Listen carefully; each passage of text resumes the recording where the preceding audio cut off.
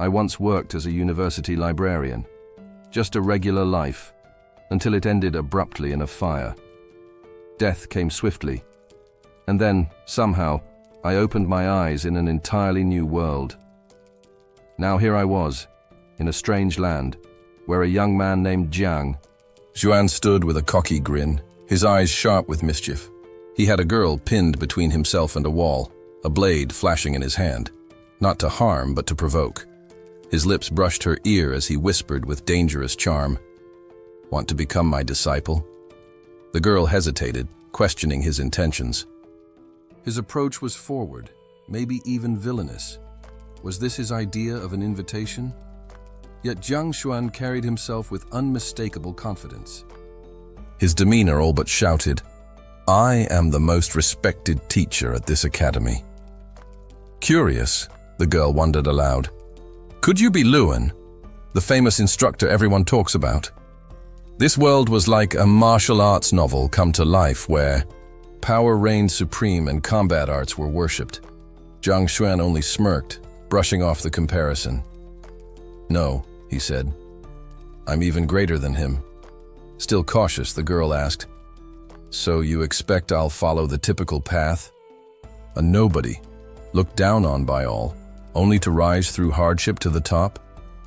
He gave her a cryptic smile and answered slowly, "My name is Jiang Xuan." Though the introduction lacked flair, his theatrical presence made up for it. Just as he was lost in thought, reality struck, hard. The girl slapped him across the face without warning. "Get lost," she shouted, storming away. Her voice trailed behind her, bitter and mocking. "Top of the academy? More like top con artist." Tears welled up in Jiang Xuan's eyes as he watched her leave. He called out in desperation, "Being the #1 scammer still means I'm #1. But the words rang hollow. He sighed, deeply, thinking, so this is my fate, to reincarnate as the Academy's most infamous failure of a teacher? His mood darkened as he glanced at the empty classroom behind him. No students, no future. Rumors haunted the man he now embodied, a teacher blamed for a student's cultivation gone horribly wrong. His name had become a cautionary tale. With a ruined reputation and no disciples, the former teacher drank himself into oblivion. And that's when I, of all people, ended up in his shoes. Now, I had inherited his cursed life. "If I can't find a student today, I'll be thrown out," Jiang Xuan muttered, face buried in his hands. "I didn't expect this world to be tougher than the last, but I need to survive. At least for the sake of 3 meals a day." A gentle voice interrupted his spiral of thoughts. "Excuse me. Is this where Professor Lu Shen teaches?" He looked up to see another girl, nervous, but hopeful, peering into the classroom. His spirits lifted instantly. It worked. Someone took the bait. Forcing composure, Jiang Xuan stood tall. "Do you wish to become my student?" She nodded eagerly. "Yes, sir. I heard Professor Lu Shen is the strongest instructor at HFEN Academy." "It would be an honor." His mood shifted instantly. Anger flared in his voice. "Nonsense. Taking a master isn't like picking out shoes. It's not about fame, it's about fit. Even the most skilled teacher is useless if they're not right. For you, and an unknown teacher, if well suited, could take you further than you ever imagined." The girl blinked, taken aback. "Oh, that's similar to what my brother once told me. But I still don't know who's the right teacher for me." "Jiang," Xuan's tone softened. "As an instructor of the Da and a member of HFEN Academy, I can't just ignore a lost student. Let me evaluate your foundation. Then I'll help you find the teacher that best suits your path." She gave a respectful bow. "Thank you, truly." Without hesitation, she stepped forward and began demonstrating a martial form. Jiang Xuan watched, struggling inwardly. "I have no idea what I'm looking at. None of this makes sense." He started to sweat. "Think fast. Say something flattering." People like flattery, right? Drawing from his experience reading countless novels and stories, he crafted his reply. When she finally finished and looked up with hopeful eyes, she asked, "Master, how did I do?" He cleared his throat and declared, "Your foundation is impressive. You possess rare talent, and your dedication shows in your form. You are a born martial artist." The girl's face lit up. "Really? A prodigy? Me?" Seeing her joy, Jiang Xuan pushed the moment further. "Especially your resistance. It's remarkable. Every movement carries the weight and grace of a tiger hidden in the shadows. The strength in your legs flows like a powerful river. Keep up your training, and your future will shine bright." But what she said next caught him completely off guard. The girl lowered her gaze, her voice tinged with sadness. "My legs, they were injured long ago. My husband's diagnosis was clear. There's no future for me in martial arts." Though momentarily surprised, Yang Xuan kept up his confident facade. "The issue is as clear as daylight. Why wouldn't I notice it?" he said smoothly. "And yet, even with such injuries, you've awakened a rare affinity." The girl's eyes lit up. "Affinity? What kind?" Jiang Xuan answered without hesitation, his tone steeped in mystical weight. "The kind born only through suffering, adversity, is the mother of hidden potential." Hope sparked in her expression. "You mean there's still a chance?" "My legs. There's still hope?" "There is," he replied gravely. "But few in this academy can recognize such a gift. Besides myself, only 2 others could see it, and neither has taken a new disciple in years." Worried now, the girl leaned forward. "They're no longer accepting students. Then what do I do? Master, will you take me in?" With practiced calm, Jiang Xuan responded, "A true teacher does not chase after fame or wealth. If the stars align, he teaches." Without another word, the girl knelt before him, her voice full of sincerity. "Master, I sense your integrity. Please let me learn under you. I promise to train with all my heart and never bring you shame." Internally, Yang Xuan could barely contain his glee, but on the surface, he wore the stoic mask of a wise mentor. He produced a small microphone, clearly prepared in advance. "Very well. Since fate has brought us together today, I'll accept you. Let's begin the formal initiation." The girl flinched, surprised by how quickly things were progressing. "Why is this happening so fast?" she thought. "Didn't he just say apprenticeship requires careful thought? Why does he already have everything ready, including a microphone?" Jiang Xuan gave her an approving nod. "Splendid. From now on, you are my student. What is your name?" She hesitated, then replied, "Wang Yin, Master." "My name is Wang Yin." "Good," he said. "Wang Yin, don't forget to show up for class tomorrow."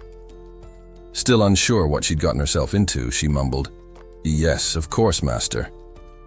As she left, Jiang Xuan finally exhaled in relief. At last, a student. I'm safe from expulsion, for now. Maybe this isn't so bad after all. He stood, tall, a spark of ambition returning to his eyes. "Jiang Xuan, if I'm stuck living your life now, I swear I'll do it right. I'll make something of myself in this world." But just as he embraced his resolve, something twisted inside him. His limbs grew heavy. The air thickened. What is this?" he gasped. Suddenly, all sound vanished. The room spun and warped, until he was swallowed in an eerie silence, his own voice echoing back at him in despair. When the chaos finally ended, Jiang Xuan blinked, trying to comprehend his surroundings. "What? Where am I now?" he muttered. Before him stood towering shelves of ancient tomes and glowing scrolls, a vast, sacred space filled with a strange energy. "The Library of the Way of Heaven," he whispered, uncertain whether he had just stepped into another realm or another trial. Yang Xuan stood silently, staring at the structure before him. The library of the way of heaven, he wondered. What just happened? Did I transmigrate again? Or is this some kind of late-arriving reward for my last transmigration? The grand building loomed before him, filled with mystery. But why a library? He mused. I was a librarian in my past life. Why throw me back into that role? Curiosity piqued, he stepped forward. Well, might as well take a look. Maybe there's something inside. A secret technique, a mysterious old man, maybe even a system as... He entered. Awe filled him. The interior was magnificent, far more lavish than any library he had ever seen. The ceiling seemed endless, and the walls were nowhere in sight, swallowed by rows upon rows of bookshelves. So many books. But is that all there is? He muttered, scanning the room. Other transmigrators get cool mentors or cheat systems. I get books? Am I supposed to fling novels at enemies instead of using a sword? Despite his sarcasm, his fingers itched with anticipation. Maybe these books held ancient secrets. Maybe, just maybe, they were the real deal. He reached for the nearest volume, but the moment his hand made contact, the entire stack dissolved into thin air. What? His expression twisted into disbelief. Not even real. He threw his hands up. Fake books in a fake library. What kind of cruel prank is this? Disappointed, he turned around, ready to leave. Was it all a dream? Some fleeting illusion? Either way, it was useless. He sighed deeply. To think I got excited over nothing. Might as well grab a bite to eat. Just then, a voice called out behind him. Zhongshuan! A group of people was approaching. Leading them was a man with a mocking smirk plastered across his face. Well, well, the man sneered. Today the students choose their own masters. Look at my new disciples. Impressive, huh? How about you, Zhongshuan? Managed to convince anyone this time? Zhongshuan's gaze chilled. My business doesn't concern you. But the man wasn't finished. Everyone, let's give a hand to Teacher Zhongshuan, the only one in academy history to score a perfect 0 on the teacher's exam. He snorted. A true trailblazer! The students with him snickered. We heard he nearly crippled someone teaching them to cultivate. I'd rather go root vegetables than learn from him. Zhongshuan ignored them, unmoved. Finished? Then, kindly get lost. You're interrupting my lunch. The other teacher, clearly named Kong, still wouldn't let up. You really have no shame, do you? Spouting nonsense and still daring to look down on me? Zhongshuan shrugged. Shame? I've made history, people know me. And what about you, Kong? Who's ever heard of you? Kong's face darkened. You! Before the argument could escalate, a soft voice cut through the tension. Teacher Zhong isn't like what you're saying. Wang Yin stepped forward, her tone calm but firm. He accepted me when others wouldn't. He even said I had the potential to be the top student if I trained seriously. A panicked old man rushed up beside her. Miss, please, what are you doing? The young master told us to pay respects to Teacher Luan. If he finds out you've pledged yourself to this man, there will be consequences. Another student chimed in mockingly. Looks like she's already regretting her decision, Teacher Zhong. What now? Zhongshuan frowned slightly. It was hard enough getting one student. And now she's going to back out? The old man addressed him directly. Our young miss would like to withdraw. We hope you understand. From behind, Wang Yin spoke uncertainly. Brother Liu. Zhongshuan didn't miss a beat. Wang Yin, do you realize how many begged me to accept them? I turned them all away. But if you want to walk away from this rare chance, I won't stop you, she faltered. He turned to the old man with a half smile. You're free to take her, of course. But keep in mind, backing out now will stain her reputation. If no other master accepts her after this, can you bear that responsibility? Liu's face twisted with concern. Sensing victory, Zhongshuan gently placed a hand on his shoulder. Relax, he said softly. Your young miss has immense potential. With my guidance, she could achieve greatness." His tone shifted into a playful grin. "Besides, once the duck's been cooked, there's no flying away." Suddenly, Kong Xiong stepped forward, cutting through the tension. "Enough of this pointless arguing," he declared. "Who said no one dares to take her in? The moment she stops studying under Yang Xuan, I'll accept her as my disciple without hesitation." Jiang Xuan's temper flared. His eyes narrowed as he snapped, "Kong Xiong, are you seriously trying to steal my student in broad daylight? That's against academy rules. I could file a formal complaint." But Kong remained unfazed. "Relax.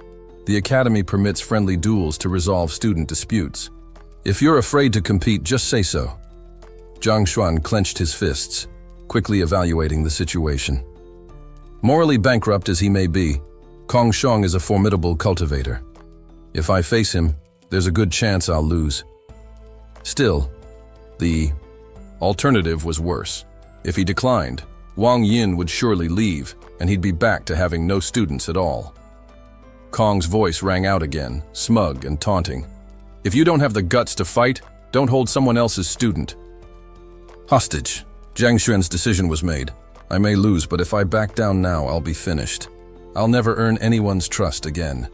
Word of the challenge spread like wildfire. Curious onlookers rushed over from all corners of the academy. "Come quick! There's going to be a duel!" they shouted. "Master Kong and Master Jiang are going head-to-head. Is this the comeback of the academy's infamous last-place instructor?" At the martial grounds, Kong Xiong explained the rules. "We each train the same student. Afterward, we evaluate their progress. Whoever helps them improve more, wins." He turned to Wang Yin with a courteous nod. "Miss, would you mind demonstrating your current ability?" Wang Yin smiled and stepped forward without hesitation. Focusing her energy, she launched a direct strike at the practice wall. The impact registered at 53 pounds. Kong Xiong nodded thoughtfully, then launched into an analysis. "Impressive power. However, your stance lacks stability. I suspect there's an old injury in your lower legs. Perhaps both." Jiang Xuan's heart sank. He saw that just from one move, he thought, beads of sweat forming on his brow. His insight is far sharper than mine. If this keeps up, I won't stand a chance.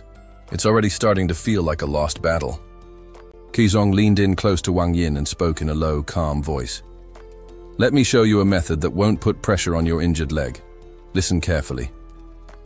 Wang Yin gave a small nod, absorbing every word. Meanwhile, Jiang Xuan stood to the side, his nerves on edge. What is he telling her? I can't hear anything. How am I supposed to counter that? I don't know this technique at all. After a moment of quiet instruction, it was time for Wang Yin to demonstrate again. This time using the guidance she had just received from Qizong. She planted her feet like deep roots, focused her energy in her core, and let the force flow through her body like a current. With clarity and confidence, she launched another strike. The impact registered 63 pounds. Gasps rippled through the onlookers. A simple adjustment, barely a minute of guidance, and her power had jumped by 10 pounds. The crowd murmured in amazement. Incredible! Just one tip and that much improvement? Teacher Qi really is on another level. Qizong turned smoothly to Jiang Xuan. "My turn's over.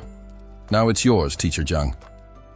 Wang Yin stepped aside, and Qizong's student, Liu Yang, approached Jiang Xuan and bowed politely. "Teacher, I await your guidance." But Jiang Xuan held up a hand. "Wait a moment. This arrangement isn't fair. If I lose, Wang Yin goes with you. But if you lose, nothing happens? That's not how martial arts contests are supposed to work." Qizong paused, then smirked. "Very well," he said, giving Liu Yang a light push forward. "If you win, Liu Yang will acknowledge you as his master." Liu Yang's eyes widened in disbelief.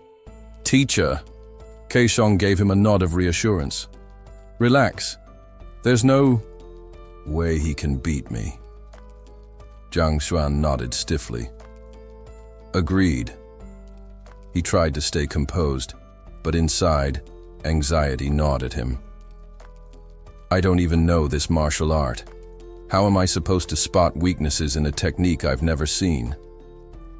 Meanwhile, Liu Yang was growing uneasy. If my teacher loses to this bumbling fool, I'll be stuck calling him master. I'd rather die.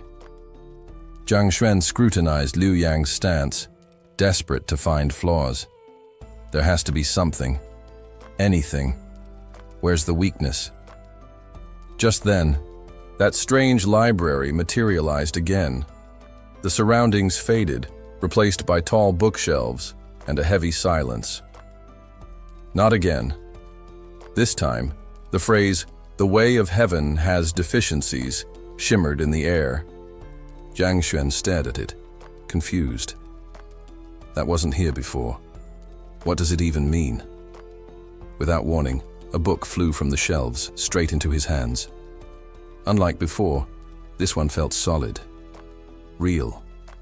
He opened it and read the title, Liu Yang. Seun Chang Liu Clan, Qi Realm Cultivator Techniques, Lotus Blossom Acupuncture, Flying Flower Fist, Level 1, Current Mastery, Full Identified Weaknesses. 12. The book continued. 1. Over-reliance on inherited skills. 2. 3. 12. Stronger left arm, makes technique predictable, limits power of strongest strike. Zhang Xuan squinted. Is this real or just fantasy? Liu Yang struck, and the result appeared, 62 pounds. Now it made sense. This library wasn't a hallucination. It was a tool, a secret power that allowed him to analyze techniques, see their flaws, and gather that knowledge in book form. Around them, students murmured with growing respect. Liu Yang is quite something. 62 pounds at his age? That's impressive. But Keishong wasn't rattled. He simply smirked. Well then, Teacher Zhang, it's your turn. Show us what you can do. With this newfound ability, Zhang Xuan's confidence surged. This library is more than a gift. It's my advantage. Let's see how far I can push it. He stepped forward, his voice clear and strong. Your technique, the Flying Flower Fist, has 12 weaknesses. The crowd burst into laughter. Keishong himself couldn't help but scoff. 12 flaws? Absurd. That technique is airtight. Even the headmaster couldn't find a single one. Students mocked him loudly. Flying Flower Fist has no flaws. He's just bluffing. Zhang Xuan stared coldly at the crowd. If you don't believe me, there's nothing more to say. Without another word, he turned to leave, calling over his shoulder. Wang Yin, come, we're done here. There's no point in staying. Wang Yin hesitated. Teacher? As he strode away, Keishong rushed to intercept him, his tone suddenly softer. Wait, we trust you, Teacher Zhang. Please, continue the guidance. Zhang Xuan smirked. So now you're worried? Good. Let me show you what it means to be humbled. He turned back and said firmly, Liu Yang, abandon the Flying Flower Fist. Switch to the Splitting Image Fist. The student blinked, unsure. Teacher, are you serious? The crowd erupted, again with laughter. He's changing techniques? Mid-match? That's not guidance, that's sabotage. Even Keishong chuckled behind them. He's completely lost it. Liu Yang's power will drop drastically. He won't even break 30 pounds. But Liu Yang obeyed. With Zhang Xuan's firm guidance, he shifted stances and unleashed the splitting Image Fist. Then came the shocker. The wall registered the strike, well above expectations. Keishong's eyes widened in disbelief. What? That's impossible. Li Yang's results came in. 123 pounds. The crowd, once mocking Zhongquan, was left utterly speechless. What?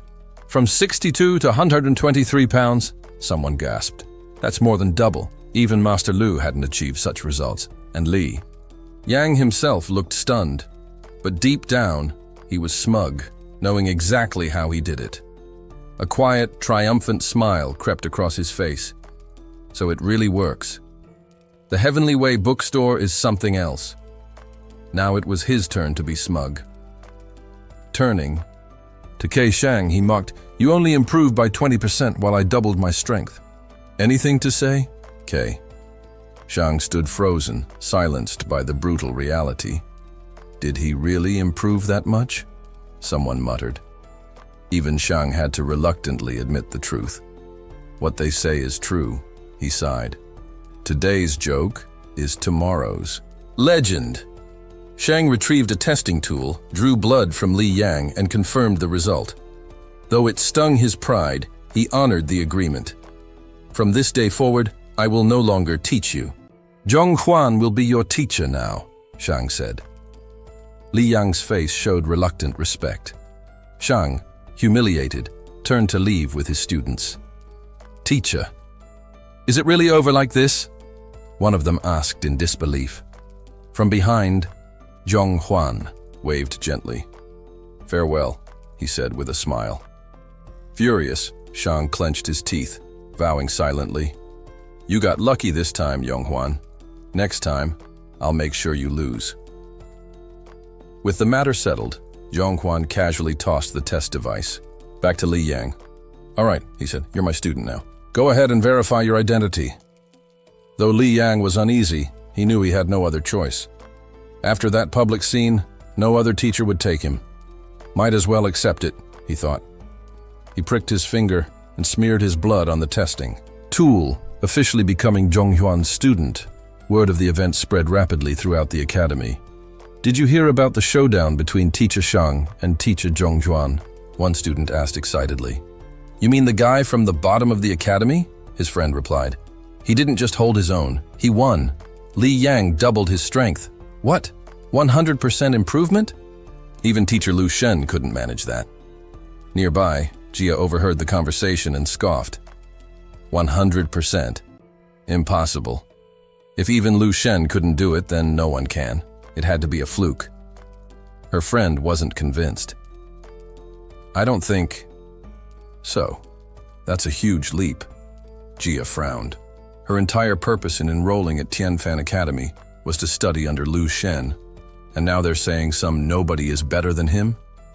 She stood up coldly. "Fine, I'll expose that fraud for what he is." Meanwhile, Zhong Huan sat in his room, chuckling as he browsed his collection. "As long as the martial arts techniques and cultivation methods are displayed before me, the Heavenly Way bookstore automatically completes the missing parts," he grinned. "With this tool, my rise is inevitable."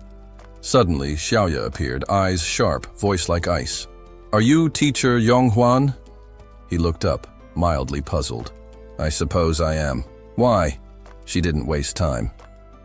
"I heard you can make students double their strength. Teach me." His answer was blunt. "Not interested." Xiaoya was caught off guard. "What do you mean, not interested? Aren't you free?" "I'm recruiting." "No time to waste on rude brats," he replied calmly. Her temper flared. "You—" But before she could explode, she took a breath and narrowed her eyes. "If I want to expose him, I'll have to play along. So how do I become your student?" She asked coldly. "Simple. Acknowledge me as your teacher." She hesitated. Trickster. Trying to fool people again. But fine. "I'll play along until I prove you're a fraud and return to Lu Shen." "Fine," she said aloud. "I'll acknowledge you as my teacher. But if you lead me astray, I'll expose you to the entire academy." Her companions were stunned. "She's going to call him her teacher? We need to tell Steward Da right away." As they ran off, Yong Huan's smile faded. "No, your attitude stinks. I don't take in disrespectful students." "You—" Xiaoya was fuming but held it in. "I'll endure for now." She forced a painfully fake smile. "Please, Master, don't be angry. I was wrong. I sincerely acknowledge you as my teacher." Only then did he nod. "Fine, but you'll have to prove your sincerity." She braced herself. "What do you mean?" "Clean this room, spotless. Scrub the toilet too. If it's not perfect, I won't accept you." Xiaoya stared at him in disbelief. "You've got to be kidding." "I'm serious," he said. "If such a simple task is too much, then leave." So, Immature, she thought. Trying to mess with me. Fine, I'll play your game. She forced a smile. I'm just kidding. I'll clean. As she scrubbed, she muttered under her breath. Unbelievable. I've never worked this hard in my life. You'll regret this. After some time, the room was spotless. Yonghua nodded approvingly. Well done. As promised, here's the test tool. Go ahead and confirm your status. Yes, master, Xiaoya said, hiding her smirk. Step 1 complete. Now the real fun begins. I look forward to your guidance, she added sweetly. Can't wait to get stronger and see you fall. Just like he had done with his previous students, Zhongshan wasted no time getting to the point. Head out to the stone platform and give it your best punch, he said. I need to evaluate your foundation. Xiaoya nodded without protest, though inwardly she smirked. One punch? That's all? This will be easier than I thought. Let's see what sort of fraud you really are, Zhongshan. As Xiaoya went outside to follow his instructions, Zhongshan didn't just stand idle. With her beginning the exercise, he turned his attention to the true source of his insight, the heavenly Wei bookstore. If she had used any martial arts techniques before, the bookstore would surely have recorded them by now. He approached the mystical library again and called forth her information. Within moments, the ancient tome materialized details about her background. Yongzhan's eyes scanned the glowing text. Name, Xiaoya. Daughter of Baiyu Chang, the city lord. Top-ranked among young cultivators of the current K-realm. Practitioner of the White Jade technique. Flaw rating, 27 points. He noted the flaws with interest. First, a fiery temperament. Second, an inability to unleash the full potential of her technique. He muttered. For the daughter of a city lord, there's nothing particularly rare about her. Then his eyes caught a line that gave him pause. Purity status, unblemished. That was unexpected. Meanwhile, Xiaoya had completed her demonstration. Her raw strength measured 123 units, a result even Zhongshan had to acknowledge with quiet applause. Not bad, he said, clapping slowly. No formal training, and yet this result. You really do live up to your reputation. Feigning humility, Xiaoya gave him a graceful nod. Thank you for your kind words, teacher. I look forward to learning. Under your guidance. But behind her smile, her mind plotted, just you wait. I'll record everything in the Jade Scroll, then expose you for the fraud you are. Zhongshan, however, had no intention of making things easy for her. Let me be clear, he said, stepping closer. His gaze deepened. You're not well. Her cheeks flushed with surprise. What nonsense is this? I'm perfectly fine. You must be the sick one. Unfazed, Zhongshan continued. I'm not calling you names. I mean your body. There's an issue with your internal circulation. She crossed her arms and scoffed. Don't start spouting nonsense. I feel perfectly healthy. Do you? He asked coolly. Then explain the restless nights during full Wu moons, the heat rising in your body, the anxiety you can't calm. No matter how long you meditate, or the discomfort in your central and side meridians. Her face fell. She stared at him in shock. How do you know all that? Because, he replied simply, I am your teacher. That moment changed something in Xiaoya. Her guard dropped, her expression softened. Is there a cure? She asked, almost timidly. There is, he said calmly, but we'll cover that in class tomorrow. Wait, really? She pressed. If you don't believe me, he said with a shrug, you're free to find another teacher. The thought of losing her chance made her stiffen. No, I believe you. I'll be there. Just as she finished her sentence, he glanced over his shoulder with a low voice. By the way, you're not thinking of writing down anything about the essence stones, are you? Xiaoya froze for a split second at his unexpected question. Startled, she crushed the essence stone in her hand and quickly responded with determination. Of course not. I wouldn't leave anything behind. Zhongshan studied her reaction with quiet amusement. You hardly glanced at the stone, yet you figured out your condition, and even found your own notes on essence stones. Impressive. As he turned to leave, he added casually, Don't forget, class starts early tomorrow. She watched his silhouette fade into the distance, her footsteps falling in line behind him as she followed silently.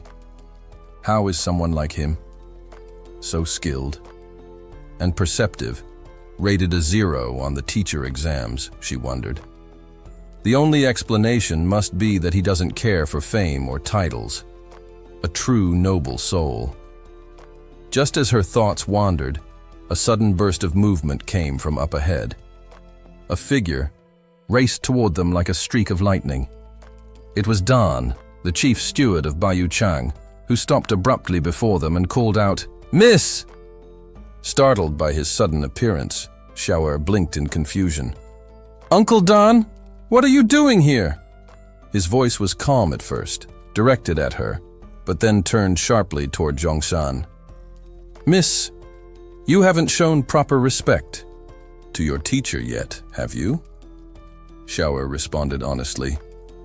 "I've already acknowledged Zhongshan as my teacher." Dan's brows furrowed deeply. He turned toward Zhongshan, his tone growing harsh and accusing. "Our young miss is of noble blood. She shouldn't be learning from someone like you. Cease this nonsense. If you insist on continuing, I'll report you to the headmaster and have you expelled." Xiaoer stepped in, frowning. "Uncle, what are you doing? I chose him of my own will. Why are you making such a scene?" But Dan stood firm. "Chose him? Can he even help you cultivate properly? Will your strength improve under his guidance?" Xiaoer hesitated. "That's not the point." Butler Ding, who had been standing to the side, tried to interject. "Well, it's not exactly only," for Xiaoer to cut him off. "Enough, Uncle Dan, please don't question this anymore." Despite her request, Dan's gaze swept over the area, only to land on the shattered remnants of the essence stone on the ground. His eyes widened in shock. Seeing the broken pieces, rage flared within him. He pointed a trembling finger at Zhongshan and roared, "You! What have you done to the young miss? You dare trick a noble girl into taking you as a teacher? Do you want to die where you stand?" Zhongshan had stayed quiet until now, but that accusation crossed a line. "Trick her? Into what?" "Don't be ridiculous," he replied calmly. "If anything, you're grossly misunderstanding the situation." Even Xiaoer couldn't take it anymore. Her voice rang out, sharp and angry. "Uncle, that's enough. If you continue this nonsense, I won't speak to you again." It was the first time Dan had ever been scolded by her so directly. The shock on his face was unmistakable. "Miss," he muttered, but she had already turned away, tugging him with her. Staying any longer would only risk more chaos. "Let's go. I have class tomorrow. I won't miss it." Even as they walked away, Butler Ding lingered, shooting Zhongshan a look. Filled with disdain as he passed, Zhongshan watched them go, exhaling quietly. All this over accepting a student? Is it always going to be like this?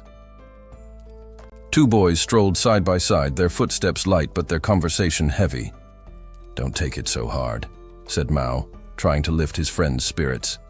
"So what if Teacher Wang didn't pick you? It's not the end of the world." "That's easy for you to say," Junyang muttered, his tone dark with frustration. "You got accepted. Of course you don't feel disappointed." Mao scratched his head awkwardly. "I didn't mean it like that. There are other good teachers out there, you know." Junyang shook his head. "We've been training together since we were kids. Everyone knows Teacher Wang is the best martial arts instructor in the Heavenly Way bookstore. You were chosen. I wasn't. That stings more than you think." Mao gave a sheepish laugh, unsure how to respond. Then, as if fate was nudging them forward, He accidentally bumped into a wooden signboard that hung crookedly above a narrow alley. "Ow! Hey, look!" he exclaimed, pointing ahead. "There's another martial arts school just up ahead. Let's check it out." Junyang barely glanced at it. "I'm not in the mood." But Mao, ever persistent, tugged at his sleeve. "Come on, what if this place is even better? You'll never know unless you try." Still grumbling, Junyang reluctantly followed. As they stepped inside, a figure emerged from the shadows. It was Jiang Xuan. Calm and composed, he looked the two over and asked, "Are you here to become my students?" Before Junyang could speak, Mao stepped forward enthusiastically. "Yes, this guy here, my friend, he's got real talent. We'd be honored to learn from you." Jiang Xuan smiled lightly. "Very well. Show me what you've got." Without giving Junyang a chance to object, Mao nudged him into the practice area. "Let the teacher see your moves. It can't hurt." Junyang sighed, but complied, deciding it wasn't worth arguing. "Fine, I'll do a few forms." He stepped up and began his demonstration. Despite the rough surroundings and his reservations, he put genuine effort into each movement. His spear struck with precision, and he scored a 12, 3 caddies. Afterward, he neatly rested his weapon, turned to Jiang Xuan and said respectfully, "Teacher, I await your guidance." But Jiang Xuan hadn't moved. He stood there, smiling faintly, as if lost in thought. Junyang's heart sank. He didn't even watch. Is he not taking me seriously? Unbeknownst to Junyang, Jiang Xuan had already flipped through a book from the nearby shelf, a scroll listing detailed profiles. He had read everything he needed to know. Then he spoke, voice steady. "Tell me, have you ever been hurt in love? Shamed even?" Junyang froze. The question cut too close to home. He stammered, face flushed. I liked someone. Secretly. But I don't see how that matters here." Mao's curiosity flared up. "Wait, what? Someone hurt you? Why didn't you tell me? Who was it?" Junyang waved him off. "We'll talk later." Turning back to the teacher, he asked cautiously, "Why do you bring that up? This is supposed to be martial arts training." Jiang Xuan met his gaze without flinching. "Because it's deeply connected. Your techniques are bold, decisive, just like your nature. But your heart holds hesitation, fear of rejection. That affects your performance." Junyang and Mao both stood in stunned silence. The teacher continued, voice calm but penetrating. "You're not weak in body, but your mind wavers. Martial arts reflect the inner state. If your heart is clouded, so will your strength be." Junyang could barely believe it. This man had seen through him entirely. "Although your martial arts seem fluid on the surface, there's something obstructing your movements. Your strikes lack sharpness, and your form is disordered. An emotional burden is clearly affecting you. With a single look, I can tell you're carrying inner turmoil." The two close friends stood speechless, eyes wide in disbelief. Even Teacher Wang, the most respected martial arts instructor in the Heavenly Way bookstore, hadn't seen through them like this. What kind of insight did this mysterious teacher possess? Zhong Chan wasn't just a martial artist, he was a sage. He calmly offered, "If you want to earn respect and love, you must first possess strength. Without it, no one will take you seriously.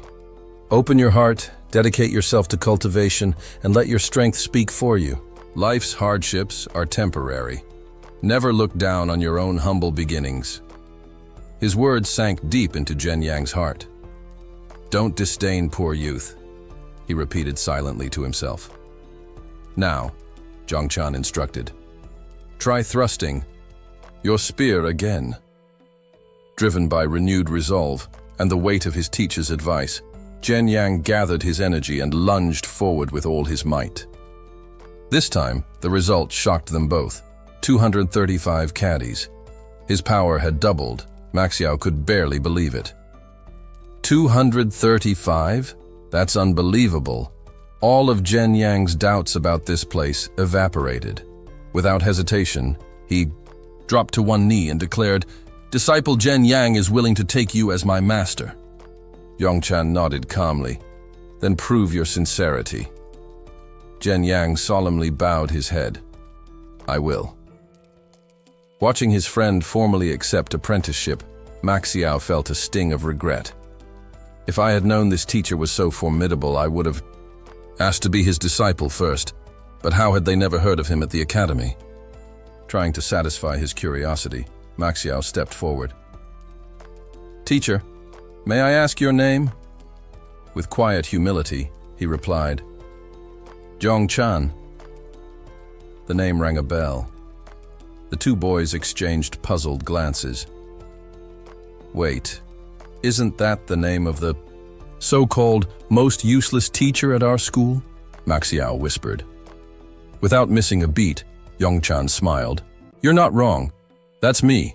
I am indeed that useless one." His calm admission stunned them into silence. They stood frozen, unable to reconcile the man before them with the rumors they'd heard. Zhen Yang finally gathered the courage to ask, "Teacher, you're clearly extraordinary. Why such a reputation?"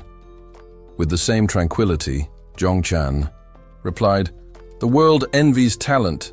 There's nothing strange about it. In truth, he bore the burden of a past injustice. If not for the politics within the Heavenly Way bookstore, my predecessor's honor wouldn't have been stained. That I still stand untarnished is enough for me." Upon hearing this, Zhen Yang stepped forward with conviction. "I'll help. Restore your reputation, teacher." Zhongchan, unfazed by praise, simply said, "I don't need glory. All I ask is that you cultivate your strength and character with sincerity." With that, their meeting ended.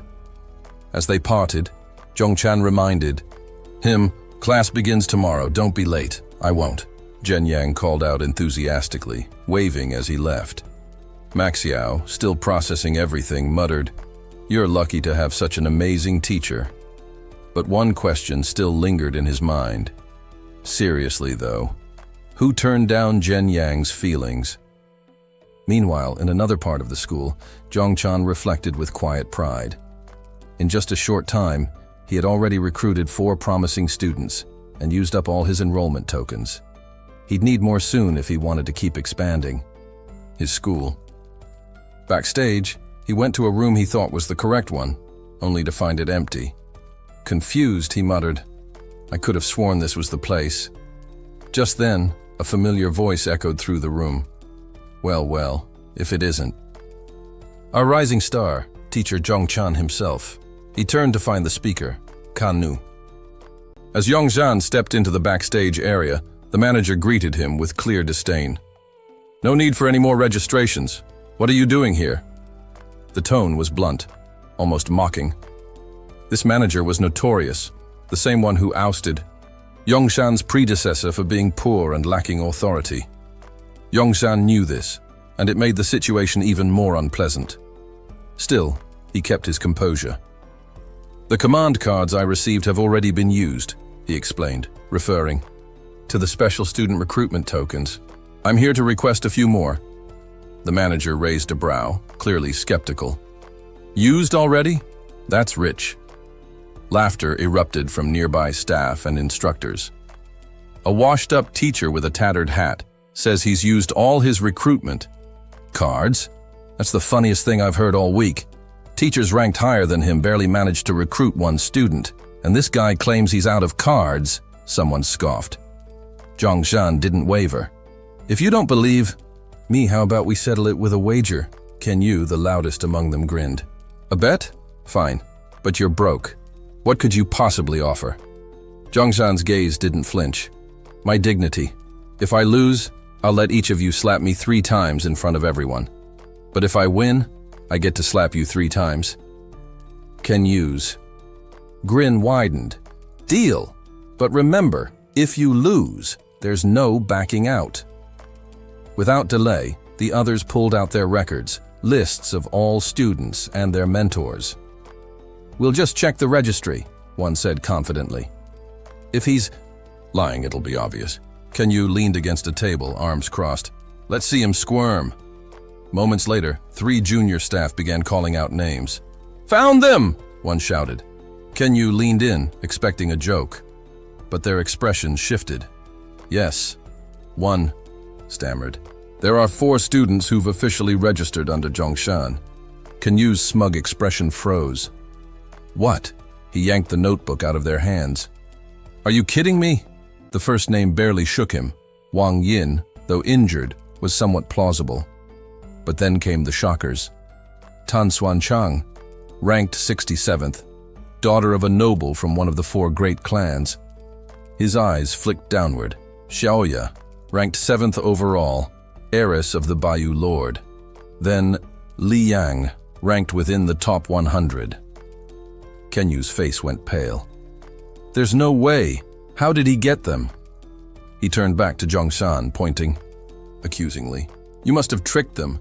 No way they'd follow a so-called worthless teacher otherwise." Zhongshan simply smiled. "Believe what you like, but the facts speak for themselves. Now, shall we settle our bet?" The group looked around awkwardly. Kenyu and his allies clearly had no intention of honoring the deal. "Settle what? You think we'll let you slap us just because of some names?" Kenyu scoffed. Li Yuan stepped forward menacingly. "What's a nobody like you going to do, huh? Run crying to the administration?" Zhongshan turned slightly, giving a faint nod. "Li Yuan, go ahead. Just don't kill anyone." Obeying the order, Li Yuan charged in, fists clenched. Kenyu smirked. What a fool. That guy's only in the profound chi realm and he dares to fight someone in the impenetrable body realm. A nearby student began explaining for the crowd. There are 9 main martial levels. Pinnacle of Virtue, Refined Danyan, Profound Chi, Impenetrable Body, Pinnacle of Strength, Sealing Acupoints, Profound Unity, Grandmaster, Supreme Being, and the First Heaven Realm, which itself has 4 phases. Our teacher, Zhongshan, is only at the pinnacle of the Profound Chi realm. Li Yuan is a full level higher. Then came a sound, a sharp crack, followed by a spray of blood. Kenyu didn't even look up at first. I told him just to rough the guy up. Why's there blood flying everywhere? But the gasps from the onlookers made him turn, and what he saw made his breath hitch. It wasn't Zhongshan's blood. Li Yuan was lying on the floor, limp, his body bruised beyond recognition. What? That's impossible. He was stronger. How? Did he lose? Zhongshan stepped forward calmly, brushing off his robes. Who's next? Kenyu panicked, but still tried to rally. It's a fluke! Everyone, get him! Together! But Zhongshan simply closed his eyes. From within, he accessed the mysterious library of Heaven's Path, drawing knowledge of every weakness his attackers had, their flaws, their missteps. It was all laid bare to him. As they charged, he moved, like water, smooth, sharp, precise. With every strike, he touched pressure points that left them trembling and unable to move, frozen where they stood. By now, the group was completely under his control, like puppets dancing on strings.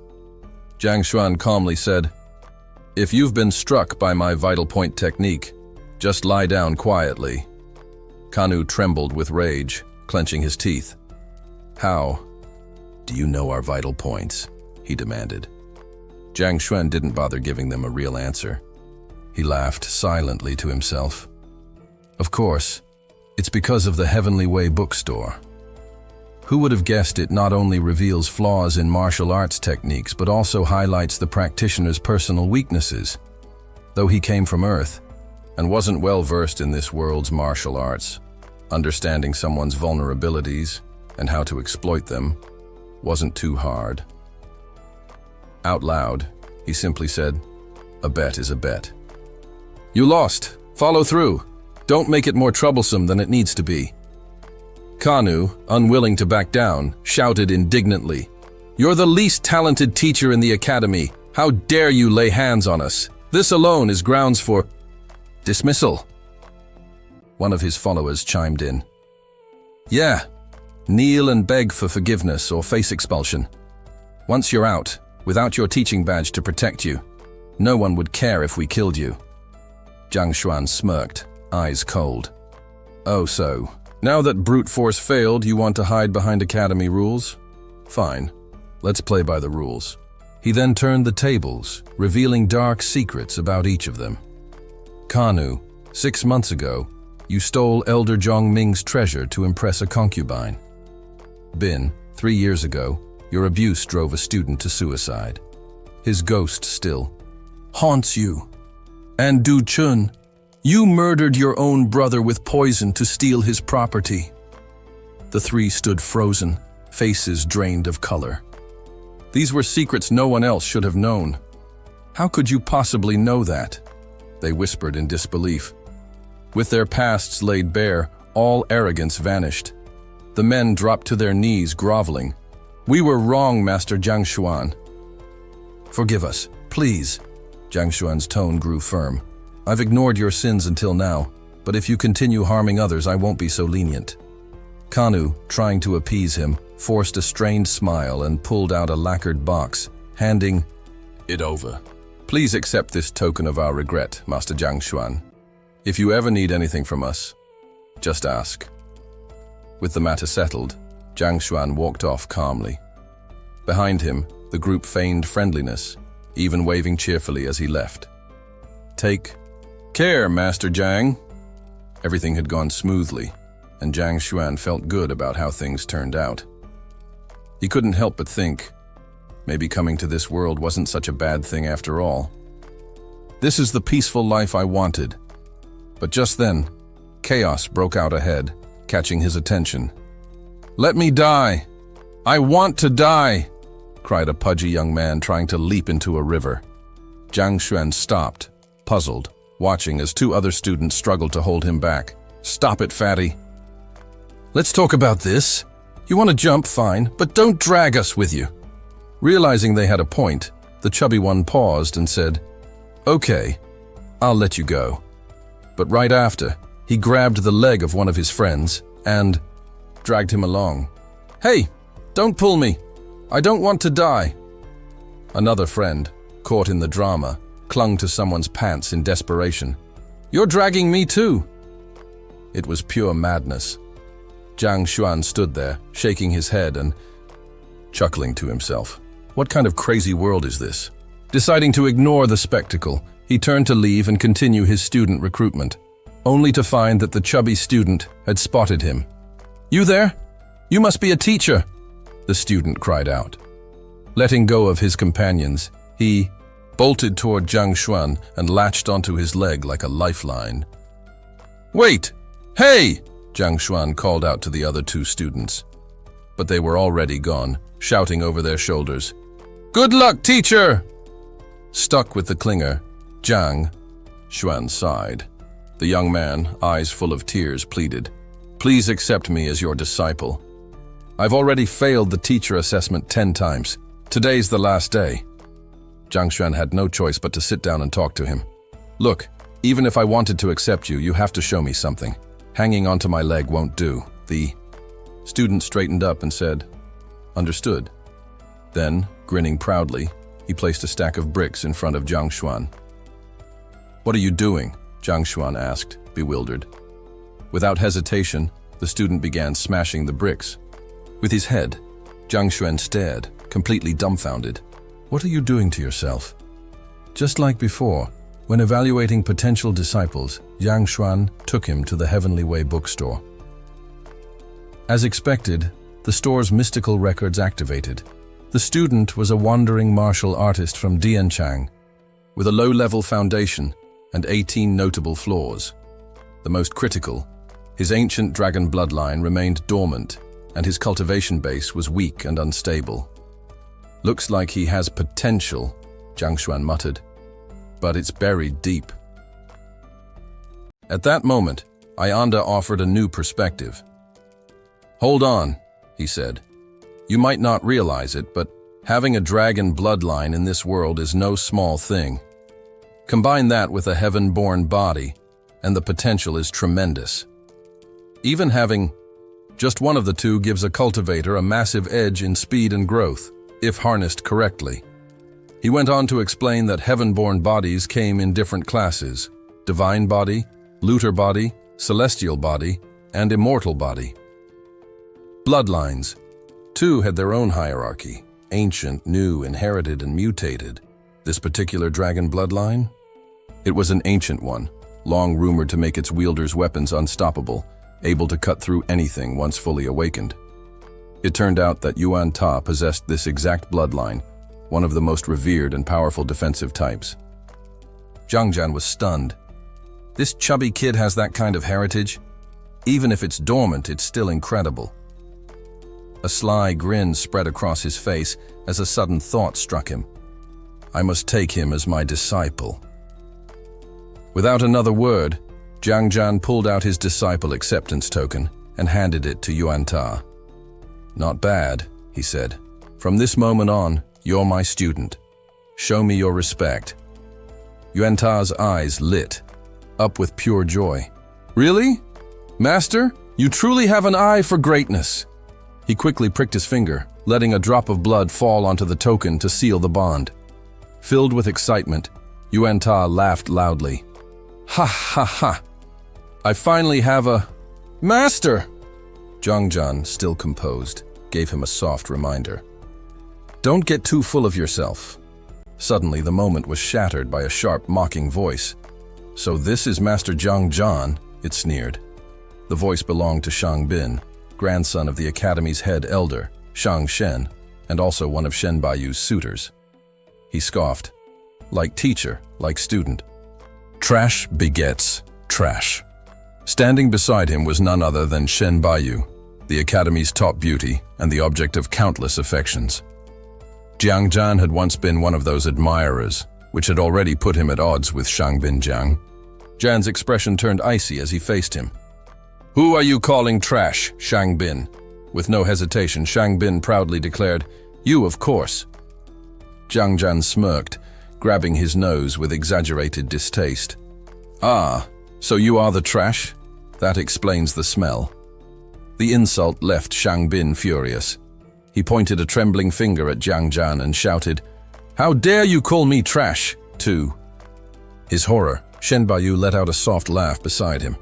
He glanced over, only to see her covering her mouth in amusement. His face turned sour. Even Baiyu is laughing at me. No, stay calm. Keep your cool in front of the goddess. Still fuming, he snapped. What's wrong with what I said? What qualifications do you even have? Everyone here knows it. I took a glance. At your little student earlier, he's only at the 15 Jin level. All he knows is defense. He ranked dead last in the entrance exams for both students and teachers. A perfect match for a loser like you. Yuan Ta stood there, stunned. What? My teacher is a nobody? I'm in deep trouble. What kind of mess have I walked into? In a low, uncomfortable voice, he mumbled, Are you done? If so, then get lost. Shang Bin's face flushed with rage. But then he turned to Shen Baiyu, trying to recover. Miss Baiyu, let's leave. Being around this kind of person is beneath you. As they passed, Shen Baiyu suddenly turned to Jiang Jian and softly said, Your reputation as a teacher hasn't been the best, but don't give up on yourself. Keep working hard. Things can change. Jiang Jian blinked, caught off guard by her unexpectedly kind words. Wait, does she think taking Yuan Ta was a step down for me? He calmly replied, Thank you for the advice. This student might not seem impressive now, but with proper guidance, even an uncut gem can shine. Shen Baiyu gave a small nod. Then her expression turned cold as she addressed Shang Bin. Master Shang, I'm tired. I won't be joining. You for dinner. Please stop following me. Shang Bin froze. What about dinner? Ignored, he turned back to Jiang Jian in a fury. You'll regret this, Jiang Jian. I swear it.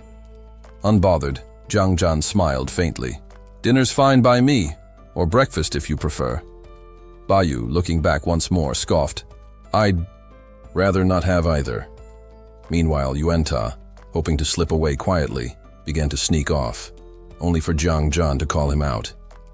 "Hey, where do you think you're going?" "My classroom's that way." Busted, Yuanta froze. "I've been caught." Turning back with a sheepish look, he muttered, "Master Jiang, maybe it's not a good idea. I'm not very smart. If I stay your student, it might ruin your reputation. Maybe I should quit?" Without a word, Jiang Zhan grabbed his wrist firmly and looked him dead in the eyes. "Listen to me. Now that we've confirmed our bond, you're my student in life, and in death, you'll be my ghost student. We're not parting ways." Yuanta opened his mouth to protest, but Jiang cut him off. "I get it. You're thoughtful, worried about others, but that just makes me more sure about you. Come on, I'll show you around the classrooms." Even then, Yuanta seemed unsure. He hesitated again. Master, if I don't show up tomorrow, will you expel me?" Jiang Zhan gave him a cold look. "Expel you? No. I'll toss you back into that fish pit we saw earlier and let them feast. Like I said, you live as my student, and you'll die as my ghost student. And don't worry, I'll bury you with honor. That's my duty." Later that evening, back in Jiang Zhan's residence, he sat cross-legged on his bed, sifting through cultivation materials. He sighed. "Today's the last day for enrollment. Looks like I've only got 5 students. Starting tomorrow, I'll have to start teaching." He looked at the manual in his hands. The 9 Heavens Divine Technique, one of the most widely practiced at Tianfan Academy. It matches the 9 realms of martial cultivation. He frowned slightly. "I'm at the peak of the 3rd heaven. All the other teachers are already at 4th or higher. I need to catch up." With that, he closed his eyes and began his own journey of cultivation, determined to push himself forward. Jiang Zhan stood still before the heavy wooden doors of the academy library, lost in thought. "Maybe this place holds the answer," he murmured. "If I can't solve the problems in my past cultivation, I'll never move forward." He reflected on the daunting process of gathering Kai, harnessing and condensing the spiritual energy that permeated the world. For alchemists, Kai was everything, the foundation upon which power was built. Yet the process was brutal. Ordinary cultivators often spent 3 relentless years just filling their dantian, pushing day and night to advance a single realm. It was enough to make anyone feel discouraged. Am I really supposed to waste years in mind-numbing meditation?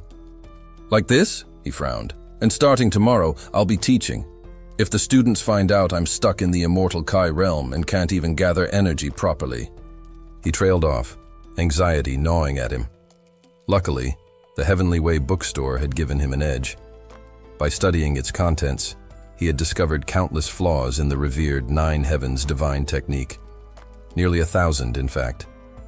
Unfortunately, that technique didn't offer any built-in mechanisms to fix those flaws.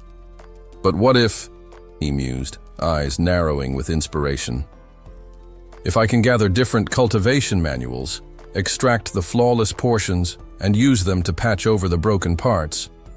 With new resolve, Jiang Zhan stepped into the library. He bowed respectfully to a figure seated among the towering shelves. "Elder Mo." The elderly man looked up from his book and gave him a measured glance. "It's nearly evening, Jiang Zhan. What brings you here so late?" "I'm on the verge of a breakthrough to the 3rd heaven of the martial artist realm," he answered calmly. "But there are some things I don't fully understand. I came to research." Elder Mo's expression softened. "Still studying. At this hour? Good. We need dedicated young minds like yours. The secrets of the 3rd heaven are located on the 4th shelf in the cultivation section. Go ahead." "Thank you, Elder Mo," Jiang Zhan said with a polite nod, before heading deeper into the library. As he disappeared between the shelves, Elder Mo sighed and shook his head gently. He's a good lad. Polite, hard-working. Shame about the lack of talent. Hopefully his teaching assessments won't reflect that too. Meanwhile, Jiang Chan was struck with awe at the sheer scale of the library. Books lined the walls from floor to ceiling, row after row, an archive that rivaled modern libraries in its size and scope. Within moments, he reached the shelf Elder Mo had indicated and began scanning the titles. Spotting a promising manual, he pulled it down and flipped through the pages. Instantly, his mind flashed back to the Heavenly Way bookstore. This one, he muttered, stunned. Over 3,000 errors? And this is from the Academy's library? The Nine Heavens Divine Technique, for all its flaws, had only about 1,000. It suddenly made sense why it was so highly regarded. It was flawed, yes, but comparatively refined. Jiang Chan let out a long sigh. How exhausting, picking out grains of truth buried under a mountain of mistakes. But amid his frustration, a revelation struck him. Wait a minute. I'm only trying to break through to the next realm. Why waste time fixing everything? I just need to correct the page on breakthroughs. He flipped to the relevant section. 10 errors. Manageable. Finally, he exhaled, his burden a little lighter. The Heavenly Way bookstore couldn't offer solutions. It only pointed out the flaws. But by cross-referencing other texts, he could isolate what worked, patch up the faulty parts, and reconstruct the correct process. It was like reverse engineering perfection. And then, as he was riding the momentum of this discovery, another thought sparked. If I'm already here, why stop at just the third heaven? He grinned. Might as well gather the techniques for fourth and fifth heaven disciples too. Like a bee flitting from flower to flower, Jiang Chan dove into the task, leafing through one book after another, collecting every piece of useful knowledge he could find. The stack of books towered ominously over his head as he stood just outside Elder Mo's chamber. Yonghuan's rustling and page-turning echoed down the corridor, a noise that had initially seemed harmless. But as the hours dragged on, Elder Mo's favorable impression of the young man began to sour. Elder Mo muttered to himself, clearly irked. He's flipping through those texts like they're nothing. No discipline. A restless, impulsive boy, lacking depth and far too proud. Eventually, Yonghuan emerged, a confident calm on his face. I've finished reviewing all the techniques, relevant to fourth and fifth heaven disciples, he said breezily. Now it's time to consolidate what I've learned. His casual tone only deepened Elder Mo's irritation. You're finished already, the elder snapped. At least, copy a manual for review, something to keep with you. Zhonghuan, still polite, replied, That's not necessary. I've already committed everything to memory. Then, with a courteous nod, he added, Thank you, Elder Mo. Farewell, and strolled away, oblivious to the resentment he'd left behind. Watching him go, Elder Mo scowled. Not going to copy a single line. So arrogant. Just leafs through a dozen books and decides that's enough? Unbelievable. I'll have to speak with the headmaster. His teacher clearly needs a reminder of proper instruction. Back at his quarters, Yonghuan sat down in silence, his mind buzzing with what he had absorbed. Even if I managed to extract and transcribe only the useful fragments from each book, he thought, with tens of thousands more left to read, when would I ever finish? As this question weighed on him, a sudden jolt ran through his body. His vision blurred, and then, without warning, he found himself once again inside the Heavenly Way bookstore. How did I get here again? He wondered. Without delay, books began flying toward him. Yonghuan recognized them at once. They were the exact volumes he had studied and mentally transcribed earlier. The books gathered and swirled, forming a glowing cluster before him. Suddenly, a radiant light cut through the space, illuminating the area. From within the brilliance, a single ornate book descended slowly. Yonghuan reached out, reverently accepting it. The moment he opened its cover, his breath caught. This is a compilation of over 1,000 secret techniques, all the ones I studied, condensed perfectly into one flawless volume. As Jian flipped through the book, a sense of awe swept over him. The content defied classification. It no longer belonged to any conventional category of secret techniques. The cultivation methods detailed within were unlike anything he had ever encountered. Even so, the book bore no title. That thought lingered in his mind. It deserves a name, he mused thoughtfully, a name worthy of its origin. After some contemplation and reasoning, he arrived at a decision. If this is the most refined secret selected by the Heavenly Way bookstore, then Heavenly Scripture Divine Art shall be its name. The moment he uttered those words, the book responded as if alive. To his surprise, the chosen title materialized across its cover. Jian blinked, impressed. It actually acknowledged the name. Returning to his quarters, he wasted no time and began cultivating according to the techniques described in the Heavenly Scripture Divine Art.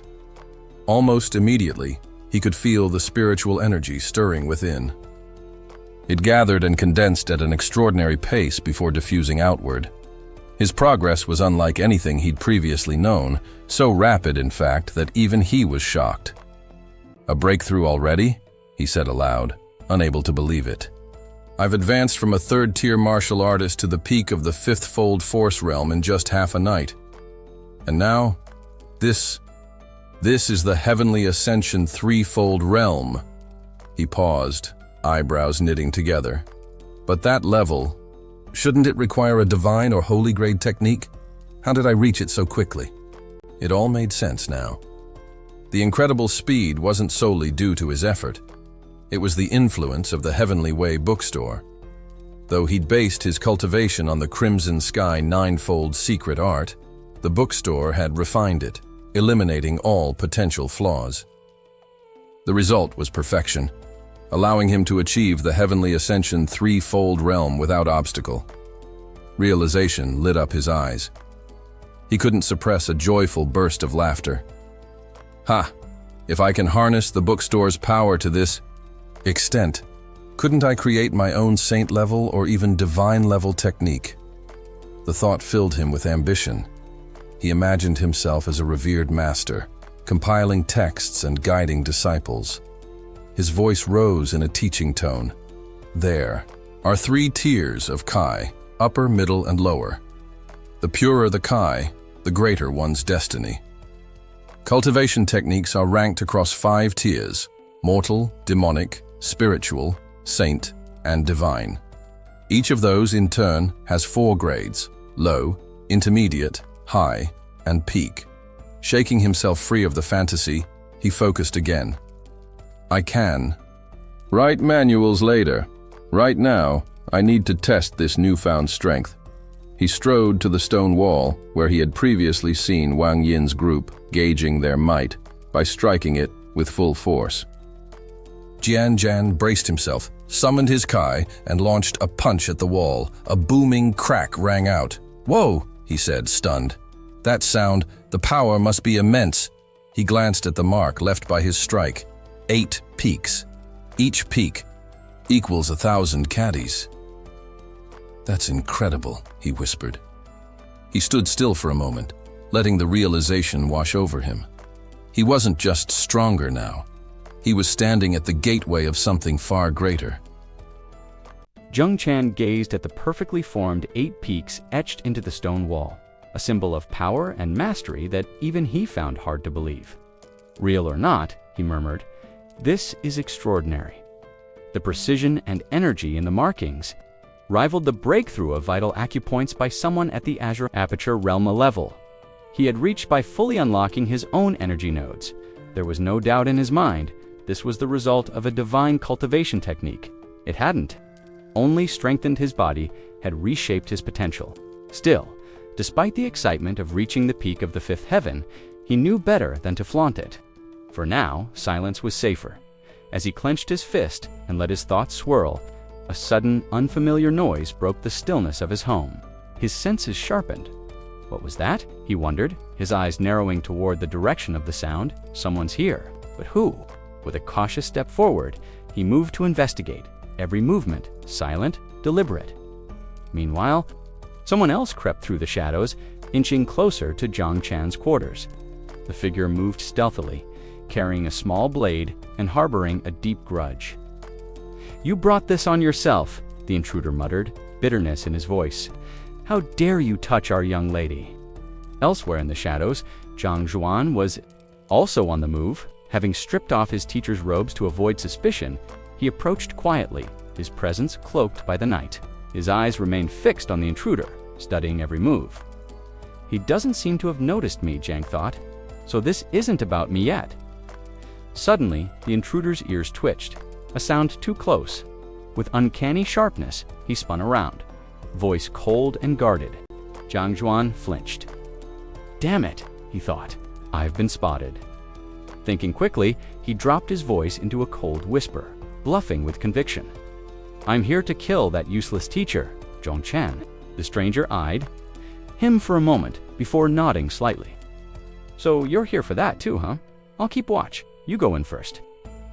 Zhang Zhuan played along, trying to steady his breath. "What about you?" he asked. "Aren't you here to kill him too?" The stranger's eyes glinted in the moonlight, emotionless and unnerving. "No, I don't want him dead. I just want him broken. I'm going to take something from him, something he'll never get back. That way he'll never dare speak to our young lady again." Standing behind him, Zhang Zhuan's heart raced. The situation was far worse than he had imagined.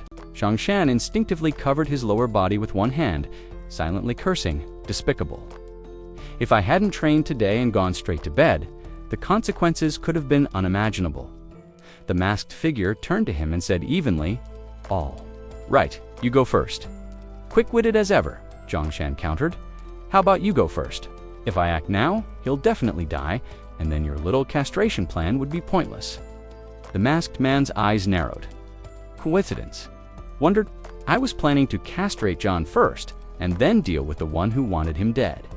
With cautious suspicion, he said, "Fine, but we'll go together." Zhang Shen chuckled inwardly. This guy's too paranoid. They moved as agreed, Zhang Shen darting forward. The masked man glanced at him and instantly recognized his cultivation technique. Fifth heaven realm, at the pinnacle. Impressive, he thought, but didn't dwell on it. He simply warned, "Be careful, her cultivation isn't simple." Chuan responded softly, and with one step the masked man brought them to the Heavenly Way bookstore. Zhang Jian smirked to himself. He fell for it. The book about him was quickly in Zhang Jian's hands. Its cover bore two words. Dan Zongen frowned. This name, it's familiar. Where have I heard it before? After reading only a little, realization struck. His brow tightened. Dan, steward of Bo Yu Chung, 6th heaven martial artist, silent aperture, initial stage. 8 meridians opened. But he's not Jia's steward. Why would he want to castrate me? The more he read, the angrier he became. Flames of fury blazed inside him. Silent aperture realm. What nonsense. Breaking through the 12 peaks is already an achievement. If I don't teach you a lesson today, I'm not Jungin anymore. But reality set indirect combat would be suicide. Then, a sly grin crept onto his face. He began chuckling, shoulders shaking. Dan noticed immediately. "What's wrong with you?" he asked. Nothing, Zhang Shan said quickly, still pretending to be casual. Then, pointing into the distance, he exclaimed loudly, "Look, a flying saucer." "What's that?" "Don't rush. You'll find out soon enough," Zhang Jian said, voice dripping with mock solemnity. The moment Dan turned his head, Zhang Jian struck without mercy, his kick landing squarely between Dan's legs. Blood spurted instantly as the man was sent crashing into a wall. Indeed, Zhang Jian's cultivation was now so refined that one kick completely subdued his opponent. And just like that, Dan knew what a flying saucer was he could see for of them spinning above his head. Zhang Chuan looked down on him. So this is the great silent aperture realm expert. Once you find their weakness, they're done for. As the saucers faded, Dan regained consciousness and glared. "Didn't we agree to deal with Zhongzhuan together?" he spat. Little did he know the person he wanted to deal with was standing right there, smiling. "Deal with Zhonggan. Alongside you," Zhongzhan flexed his fingers. "You misunderstand." His wicked grin made Dan tremble. What else are you going to do?" Just then, a lazy dog wandered by. Its stroll was interrupted by a piercing scream that sent it sprinting away in terror. After thoroughly educating Dan, Zhonggan exhaled with satisfaction. Refreshing. This guy's Lord Bach Chang's steward. Uncle de Xiao Yayuch, teaching him a lesson is enough. Dan, meanwhile, was miserable. Where's the dignity of a peak expert? Where's the skill? Even street thugs fight with more honor. Zhongshan didn't leave immediately. There was still a loose end. "I can't let him suspect me," he thought. "Luckily, I know the perfect scapegoat." That scapegoat was none other than Sheng Ben, who, unbeknownst to him, had been nominated for the role. Casually, Zhongzhan said, "Earlier today, I was angry at Zheng Huan and planned to teach him a lesson." He also wanted to teach him if he ended up crippled. He trailed off, making the pause deliberate. "Then she'd definitely think it was me." "So, really, it's your fault for bad timing." Dan carefully memorized the words. When Zhongzhan noticed him staring, he snapped, "Why haven't you left yet?" Sore and humiliated, Dan left muttering to himself. First, this guy fought with Zhonggan earlier. Second, they're sworn enemies. Third, the person he chased had Bai in their name. Only after Dan had gone did Zhongzhan remove the cloth from his head. He sighed deeply. "If I hadn't completed my cultivation today, who knows what would have happened? This world, strength is everything." The next morning, in Zhongzhan's lecture hall, the mood was unusually lively. Students greeted him respectfully. "Master Zhong, you're here." Scanning the room, he noticed someone missing. "Where's Aya? Not coming today?" "She'll be here soon, sir." A student replied, "Very well. Let's begin," Zhongshan said calmly. "My teaching style is different. Adapt to individual talent. I'll call names, and each person will come inside when called." The first name was Wei Yin. At the sound, she startled. Zhong Xuan, with a touch of formality, said, "Wang Yin, you are my first disciple. Please come in." She replied softly but remained seated, her thoughts elsewhere. "Yesterday, after researching at home, I discovered something. Zhongzhan is a fraud with no real skills. I think I'll quit learning from him." Zhanshan summoned Wang Yin into the room, his voice calm but firm. "Strike at me. Let your master reevaluate your martial strength." Wang Yin hesitated. "Here, master. Is this the right place?" Zhanshan gave a short nod. "It's fine." Inwardly, he mused, "Last time, I didn't activate the Heavenly Way bookstore. I wonder if there were any flaws." Reluctantly, Wang Yin took a defensive stance, worry etched on her face, then lunged forward with a punch aimed at Zhanshan's hand. He turned slightly, catching her strike with ease, and offered a measured smile. "Not bad. Your martial strength has improved." She opened her mouth. "Master I." But Zhanshan cut her off. "If I'm not mistaken, you suffered an injury during a battle 2 years ago, correct?" Her eyes widened. "How? How do you know?" Inside, she wondered, not only does he know I was injured, he knows exactly when. Zhanshan explained, "There are 3 acupuncture points on the leg, each governing strength, speed, and agility. In combat, when these points are sealed, the blood flow reverses. That's what prevents you from fighting at your full potential." Wang Yin's mind flashed back. "That's exactly what great master you once told me. But he couldn't cure it. He said only a heavenly ascension 3-fold realm expert could resolve it." She took a cautious breath. "Then, master, can you heal me?" Zhanshan smiled with quiet confidence. "It's a small matter." Her thoughts tumbled over themselves. "Small matter. I believed for years that this was an incurable injury, and he dismisses it like it's nothing." Truthfully, the reason he had called her here alone was to treat her.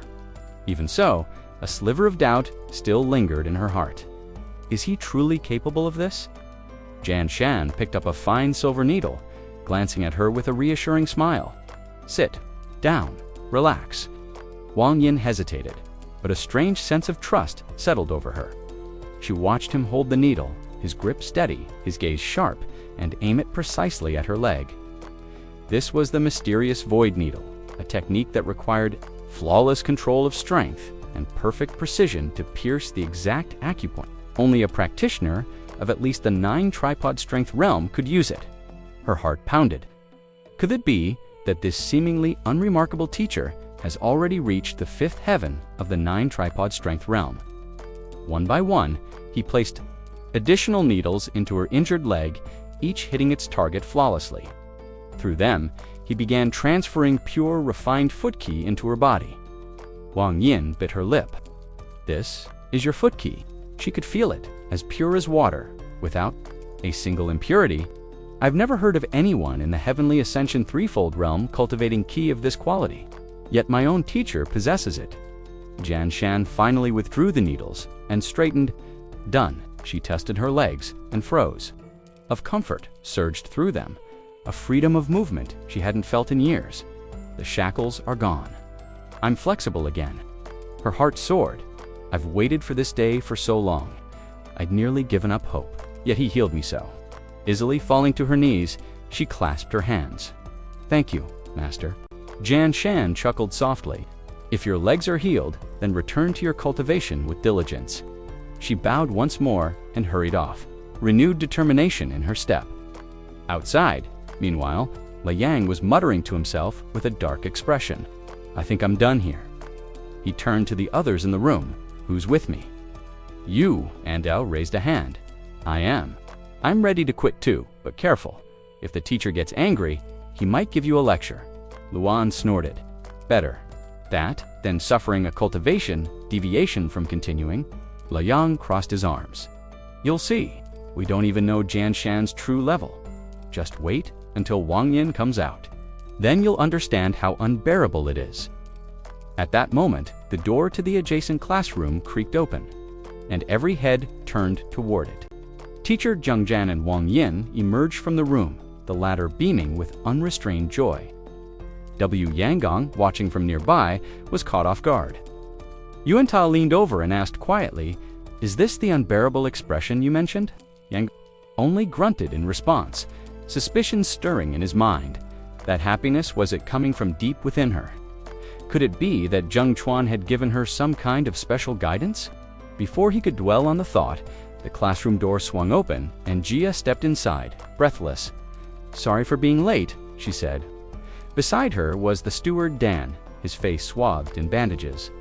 Feigning ignorance, Zheng Chuan looked at Xiao Jia and asked, "May I ask who that injured gentleman is?" She blinked in confusion. "This gentleman," the steward bristled instantly, his voice trembling with fury. "How dare you call me disabled? You're the disabled one." A.M. Dan, steward of Bayou Chang. His eyes narrowed, his tone dripping with threat. "I came here today to listen to this lecture, to see for myself how you teach." Miss Dao quickly stepped in. "Uncle Dan, please calm down." Teacher Zheng, waving a hand dismissively, replied, "Teaching requires absolute focus. Not just any random dog or cat can wander in." The steward's eyes flashed. "Who are you calling a dog or a cat? Do you believe I won't kill you right here?" Zheng Jian turned to his disciple. "Zhao Ya, I'll leave this to you. Dan is Hirai. Can't deal with him while class is in session." She nodded quickly. "All right, Uncle Dan, step outside. I have a class to attend." Confused and still seething, the steward allowed himself to be ushered out. Left alone in the corridor, he cursed under his breath. "Despicable, Zheng Jian. You'd better not give me a reason to bring you down." Inside, the lesson continued. Zheng Jian turned to another student. "Lu Yang, your turn. Come with me." Lu Yang complied, though his guard was up. "Let's see if this so-called teacher has anything worth learning. If not, I'm done here." As soon as they entered, he asked, "Teacher, should I start practicing my martial arts now?" "Not necessary," Zheng Jian replied. "Why not?" Lu Yang pressed. "At your age, reaching small success in the flying flower fist and grand success in the heart thrust fist is already impressive," the teacher said. Lu Yang froze. "How do you know I've been practicing the heart thrust fist? Not even my family knows about that." Zheng Jian smiled faintly. "Because when you used the flying flower fist yesterday, I could see traces of the heart thrust fist in your movements." Lu Yang stared. Even teacher Ti Chung didn't notice that yesterday. How could this man, your heart thrust fist make, have reached grand success? Zhang Jian continued. But you've been feeling pain and itching in your armpits during practice, haven't you? That means your acupoints are blocked. Lu Yang's eyes widened. You're right, the heart thrust fist focuses on agility and full body control. If I reach the bone tempering realm, my energy should flow freely through my muscles. There shouldn't be side effects. But, Zhang Jian said firmly, you're still in the gathering essence realm. Your body is too weak. Forcing practice will only damage you further. Keep it up, and even immortals won't be able to save your arm. You might already feel stiffness. At night, yes. The young man's skepticism melted. Dropping to his knees, he clasped his hands. Teacher, please help me. There's no need to worry, Zhang Jian said warmly. Stop practicing the heart thrust fist. Focus on advancing your cultivation. I'll find another path for you. Lu Yang's eyes shone with admiration. I used to think following him was a mistake. Now I see, I'm incredibly lucky. This man is truly a master among masters. The classroom door opened again. Unu and Zhen Yang were waiting outside. Come out, they called. The kind-hearted, chubby student beside them asked his friend. So, did you quit learning? Lu Yang shook his head firmly. No. What about you? His friend raised a hand high. A teacher for a day is a father for life. Once the learning begins, quitting isn't an option. Honestly, I don't know what's wrong with all of you always talking about quitting. Aren't you ashamed? The others fell silent. Only moments ago, this same friend had been the one suggesting they leave. Zia stepped into the classroom next, her eyes widening as recognition struck. So, it's the lunar body, she murmured. Teacher Janes gave a slow nod. Exactly. The student isn't sick at all. She possesses the lunar body, a condition. Many young women dream of the yin energy within her is exceptionally strong. With the right method, her cultivation could advance at an incredible pace. He sighed slightly. It's a pity no one recognized it earlier. I even had her select the white jade essence infused with yin attributes. Yin combined with celestial yin, just a touch of mist-perfect synergy. But her current method won't make use of her potential. She needs a technique that aligns with her physique. Jo, the student in question, spoke hesitantly. Then, what should I practice? We'll go to the library tomorrow, James replied.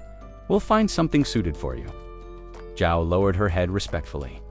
Thank you, master. Next up was Yuanta, clutching a copy of the Crimson Sky Ninefold Secret Art. His hands trembled, tears streaking down his cheeks. Thank you, master, for this manual, he cried before rushing forward and wrapping Janes in a tight hug. Master, you're amazing! You fixed it so perfectly! Jan raised an eyebrow. A little personal space, please, and hygiene. Inwardly, he reflected, the manual's been slightly altered by Yuan's notes, not a drastic change, but enough to make it far superior to the original. Nearby, Zhen Yang, who had received pointers on enhancing his physical strength, was already showing marked improvement. Around the room, disciples were sparring in mental exercises, while teacher Janes addressed them all. All right, the individual issues have been handled, he announced, but remember, cultivation takes perseverance. Suddenly, the classroom door slammed open. A young man stood there glaring Zhenggan Wang Yan. He barked. Wang Yan froze. Brother, the newcomer. Wang Da was a quadruple-tier bone-tempering martial artist. Weapon in hand, he strode in, his voice sharp as steel. If you want to peddle your nonsense to others, fine, but stay away from my sister. Touch her again, and you're asking for trouble. His tone turned venomous. I'll count to 10. Release my sister and Miss Jaya from whatever scheme you've got. Them in or I won't hold back, even if you are a teacher. Jan's voice was calm. I'm still in the middle of class. Leave. Wang Da sneered. Class with that pitiful skill of yours. You're nothing but a monkey putting on a show. Don't think being called teacher means I respect you. The insult flickered through Jan's composure, and in that moment, a towering spectral tiger appeared behind him, its growl rumbling like thunder.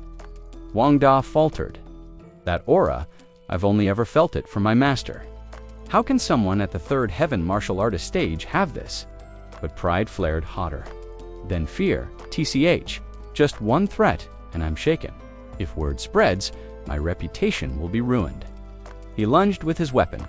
Do you want to die, Teacher Jan? Wang Yin called out in alarm as her brother's blade sliced toward. Jan's head. Jan caught the sword between two fingers. DA's face drained of color. How? Even an Azure Aperture Elder couldn't do that. How can you?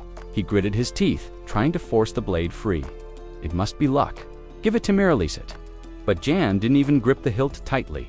He toyed with it, passing it between two fingers, while Wang Da strained with all his strength. Finally, Jan barked out, and with one swift kick, sent Wang Da sprawling through the doorway and out of the classroom. Dalen, the ever-watchful housekeeper, had been lingering outside the classroom door when the commotion began. From the noise, he figured, sounds like Wang Da is finally teaching that brat Zhanghuan a lesson. A sly smirk crept onto his face as he quietly pushed the door open to peek inside. Let's see how that trash looks when he's put in his place. But the scene inside told a different story. In the blink of an eye, Wang Da was sent hurtling backwards, his sword still in hand straight. Out through the doorway, the force of the blow carried him directly into Dalan, the weapon smacking the housekeeper square in the face. Both of them, entangled with the broken classroom door, slammed against the far wall in a heap.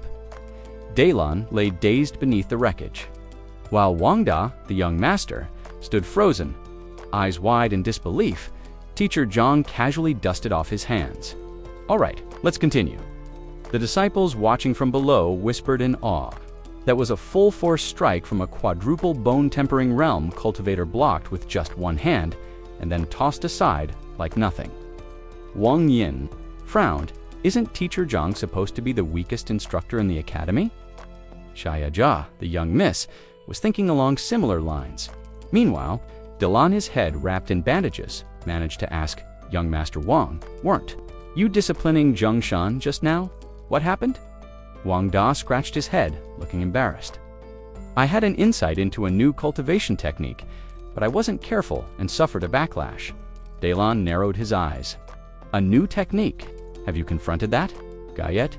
Wang Da shook his head quickly. I planned to, but academy rules forbid disturbing classes. We'll wait here. Dalan tilted his head. If we're waiting, I have something to ask, young master. Go ahead, Wang, Da said, but inwardly he was on guard, hoping the question wouldn't touch on what had just happened. Thankfully, Dalan asked something. Unrelated, are there any female teachers here with Bai in their names, and is anyone pursuing her? Wang Da thought for a moment. With a character Bai, there's only the academy's goddessy Miss Shen Baiyu. Recently, she's been pursued by teacher Shang Ben, though. That despicable Zheng Huan has also tried in the past. Dalan muttered under his breath, Shang Bin. If I can find out whether he clashed with Zhang Huan yesterday, I can confirm if he's the one involved. Elsewhere in another teaching hall, Shang Bin's voice rose sharply. Zhang Huan has deceived your student. Kang Zong nodded gravely. Yes, that's why I want to ask your esteemed grandfather to handle Itis, the head teacher here. Shang Bin slammed the table. No need for my grandfather to come. I've wanted to deal with Zhang Huan for a long time. His lips curled in a malicious grin. If I fight him outright, I'll risk ruining my image with Shen Baiyu. But now I have the perfect excuse. He stood abruptly. Let's go. With other teachers, I'd ask my grandfather for help. But for that useless Zhang Huan, we'll handle him directly. If he refuses, cripple him. On the way, they ran into Wang Da and Dalan, young Master Wang. Shang Bin asked in surprise, aren't you cultivating at your grandfather's estate? What are you doing here? My sister was tricked into enrolling here, Wang Da explained. I'm here to take her back. Shang Bin's expression darkened. Zhang Huan dared to deceive Miss Wang Yin. Looks like he's due for a beating. Wang Da gestured to his companion. This is Ya Chain, Ru Chun's chief steward Dalan. His daughter, Miss Da Jia, was also deceived. Shang Bin raised an eyebrow. The steward too. Then come along, let's see how I deal with him. The man has no morals. Inside the classroom, Zhang Huan was immersed in his lesson on the ninefold profound secrets. While it was the most basic technique taught at Hangan Academy, he dissected it with such clarity that even veteran practitioners would learn something. The disciples sat entranced, marveling at how effortlessly he pinpointed flaws in martial techniques. Even after he paused, they still struggled to steady their breathing. One whispered, "Even if our fathers were here, compared to teacher Zhang Huan, they'd be like frogs at the bottom of a well." Zhang Huan, however, noticed their strange expressions and frowned slightly. What's going on with them? Before he could dwell on it, the classroom door burst open for the third time that day. A group of troublemakers crowded inside. Shang. Ben stepped forward, voice sharp. "Zhang Huan, in just one day, you've deceived teacher Song's students, enchanted Miss Wang Yin, and misled Miss Daja. You've got guts." Zhang Huan raised an eyebrow. "I'm teaching. Whatever your business is, wait until classes." Over Shang Bin sneered, arrogant to the end. He took another step forward, voice dripping with threat. "You will stop teaching these students right now. Otherwise, I'll make sure you're giving your lectures from a wheelchair. This semester." Zhang Shan's voice rang out, stern and cold. "Are you intending to use force? Have you forgotten that the academy strictly forbids teachers from fighting?" Shang Bin smirked, his expression dripping with arrogance. "Rules. They're nothing more than words made by people who want to control others. If I were fighting someone important, perhaps the academy would punish me. But you, do you honestly believe the academy would ever take your side? A useless man like you? Don't flatter yourself." His eyes narrowed as he continued mockingly. "Or perhaps, is this because of something I said yesterday? Did I offend you so much that you've come seeking revenge?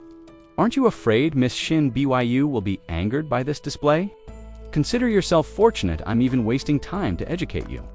If I dare to teach you a lesson, it means I'm certainly not afraid of your hollow threats." Dahan, who had been holding back his fury, could no longer restrain himself. His thoughts burned. So this was the man who dared pursue Miss Shin Byu and clashed with Zhang Shan yesterday. He shouted in anger, "The one who attacked me last night, tit was you." Teacher Shang blinked in surprise, confused by the sudden accusation. But before he could speak, Dahan's fist came crashing down. The punch landed squarely on Shang's face. Blood streamed from his nose as he staggered backward, clutching his face in shock. He cried, "Have you mistaken me for someone else?" The steward stood frozen for a heartbeat, then roared back furiously, "Mistaken you? Don't toy with me." Shang Ben, still clutching his nose, pointed accusingly, "I don't care what nonsense you're spouting, but if you dare raise your hand again, I won't hold back." The steward's glare hardened. "Then don't expect any mercy from me either." Before Shang Bin could prepare himself, Dahan lunged forward again, his punch slamming him to the ground. Kaizong immediately turned to Wang Da, alarm flashing across his face. "What's going on here?" The young master shook his head quickly. "I don't know, but we need to stop them before this gets worse." Only Zhang Huan, watching quietly from the side, seemed to understand what was truly happening. A small, knowing smile tugged at his lips. As expected, chaos has finally erupted. Wang, the young master, rushed forward. "Steward Dahan, calm yourself. Let's talk this through." But Dahan, teeth clenched and fists trembling, shook him. Often growled, "Let me go. I'm not finished with him yet."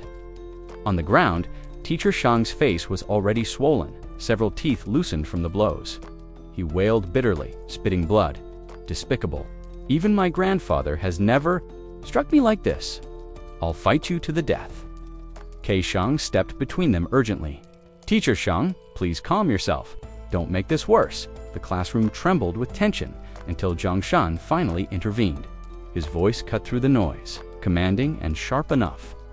"Both of you, if you harbor grudges, settle them outside. Otherwise, I'll personally report this matter to the academy." At the mention of the authorities, Shang Bin's fury faltered. Panic flickered in his eyes. His reputation was already tarnished by this humiliation.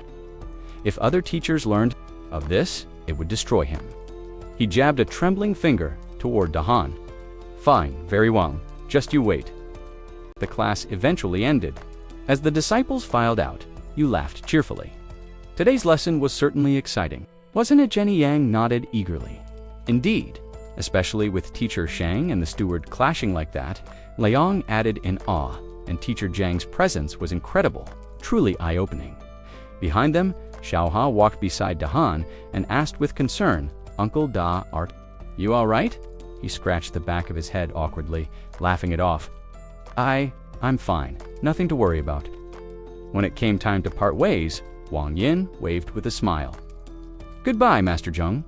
Zhang Chuan stood at the classroom door, silently watching as Miss Wang left. Her elder brother Wang Da quickly took her by the hand.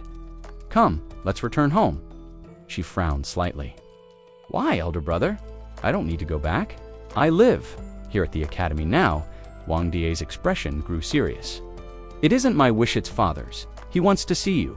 His words caught her off guard, and she fell silent, troubled by the unexpected summons. Meanwhile, Teacher Shang stormed out of the classroom, his pride in tatters. He muttered curses under his breath, face still swollen. Despicable, utterly despicable, to be beaten without reason. That Dahan must face disciplinary action. Kei Sheng followed close behind, nodding in agreement. Indeed, and Zhang Wanhe's no different. Those two are cut from the same cloth. Shang Bin clenched his fists. I've never wronged Dahan. His attack must be because I intended to discipline Zhang Shan. Yes, that must be it. The thought struck him suddenly. He turned to Kei Shang and asked, By the way, are you certain that Liu Yanggang didn't willingly choose to become Zhang Wan's apprentice? Kei Shang, his student, answered firmly, absolutely certain. It wasn't his choice. Shang Bin's expression darkened. Very well. If that's the case, then seek permission for cultivating the heart and will. Escalate the punishment to its highest level. Preferably, have Zhang Shen expelled altogether. Inside the Wang clan ancestral hall, a thunderous voice shook the chamber. Have you realized your mistake? Wang Yin knelt on the cold floor, trembling under her father's wrath. Daughter, he continued harshly, anyone who refuses to pay respects must face the consequences. Do you regret it now? Miss Wang lifted her head, her voice urgent. Father, you're wrong about Teacher Zhang. He's not as you think. He's truly talented. Her father clenched his teeth in fury. Talented, he is worthless. A man capable only of leading others astray. What right does he have to call himself your teacher? Wang Hall turned to face his daughter, his tone stern, yet carrying a trace of concern. Choosing a teacher is your freedom. I never intended to interfere. But Yin, do you truly understand what kind of ability this Zhangwen possesses? The clan elders nodded in unison, adding weight to his words. Indeed, Wang Yin, you must not take this matter lightly. Do not let yourself be deceived by someone unworthy, one elder cautioned. Wang Ho pressed on, raising his voice. Look at Wangani, chose Master Li. After only a single lesson, his strength increased by 40%. Wang Yin responded, gently but firmly. Father, Teacher Zhang Shan has helped me increase my strength by more than double. Not only that, he healed my injured leg. The elders muttered among themselves, skeptical. Your leg, even teacher, you could not heal it. How could that worthless fellow succeed? Strength increased by 100%? Healing a crippled leg? Impossible, such claims are absurd. Wang Yin's face trembled with anger as she shouted, You've never once attended Teacher Zhang Shan's class. On what grounds do you judge him? I will never stop learning from him. The elders fell silent for a moment before bursting into mocking laughter. Wang Ho's expression darkened as he scolded his daughter harshly. Enough, no more nonsense. Today, you must end this foolishness. If you refuse, then don't step foot in this house again. Despite the threat, Wang Yin held her ground. She turned toward the courtyard and pointed at the strength-testing stone nearby. If you won't believe me, then see for yourselves. Taking a deep breath, she clenched her fists, struck the stone with all her might, and the marker lit up with a force of 120 pounds. Without pause, she pivoted, delivering a powerful kick. The stone registered 205 pounds. Gasps rippled through the elders. How could this be? Just yesterday, her punch was barely 53 pounds, and that kick astonishing, over 200 pounds. Of force, leaning proudly against the stone, Wang Yin declared, All of this is thanks to Teacher Zhang Yin's guidance. Her father rushed over, stunned. Then, he truly healed your leg. She nodded confidently. Yes, he did. He pressed further. Tell us then, what did he teach you? Her expression softened as she answered, His teachings are profound, Father. I can only recall fragments, but what I do remember has already changed me greatly. She recited what she had learned, her words carrying a sense of mystery and depth. The head of the Wang family grew thoughtful, stroking his beard. A cultivator who can express such wisdom, his knowledge is extraordinary. The elders murmured with awe. These are the teachings of a true master. Enlightening, if only we had known earlier. Moved by her progress, Wang Ho's sternness melted away. Tears welled in his eyes as he declared, "Yin, you must continue studying under Teacher Zhang. In fact, ask him if he would be willing to accept Wandan and Wangan as his students, and perhaps even me." An elder immediately objected. "Clan head, how could you, of all people, become a disciple of a mere low-ranking teacher? If such news spreads, what will happen to the Wang clan's reputation?" Wang Ho gave a wry smile. "You are right. Still, what does reputation mean compared to true cultivation?" The elders, seeing his sincerity, began to shift their stance. One of them quickly added, "Well, perhaps we are not bound by appearances any longer. Wang Yin, maybe you could ask Teacher Zhang if he is willing to take us as disciples as well." Another elder snorted, "You shameless lot, your skin is thicker than mine." Wang Yin laughed lightly at their bickering. Meanwhile, at the scroll repository, Zhang Shan walked with determination, reflecting to himself, "My cultivation has advanced, but my understanding of martial arts still lags. If I do not deepen my studies, I cannot guide my students properly." Reaching the great doors, he bowed respectfully. "Elder Mo," the elder frowned impatiently. "You again. What is it this time?" Zhang Shan smiled humbly. "I wish to study the martial arts scrolls." "Sir." Elder Mo shook his head. "Not today. May I ask, why not?" Zhang Shan pressed. Before the elder could answer, a clear, melodious voice drifted over. "I am here to select some scrolls." It was Shen Baiyu, the Academy's most admired beauty. Elder Mo's demeanor instantly changed. "Ah, Teacher Shen, please, come inside." She smiled graciously. "Thank you, Elder Mo." Zhang Shan, watching this, frowned. "Elder Mo, this is unfair.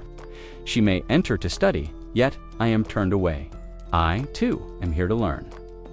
The elder replied curtly, "Teacher Shen is here for study. You will." Zhang Shan interrupted firmly. "And I am not."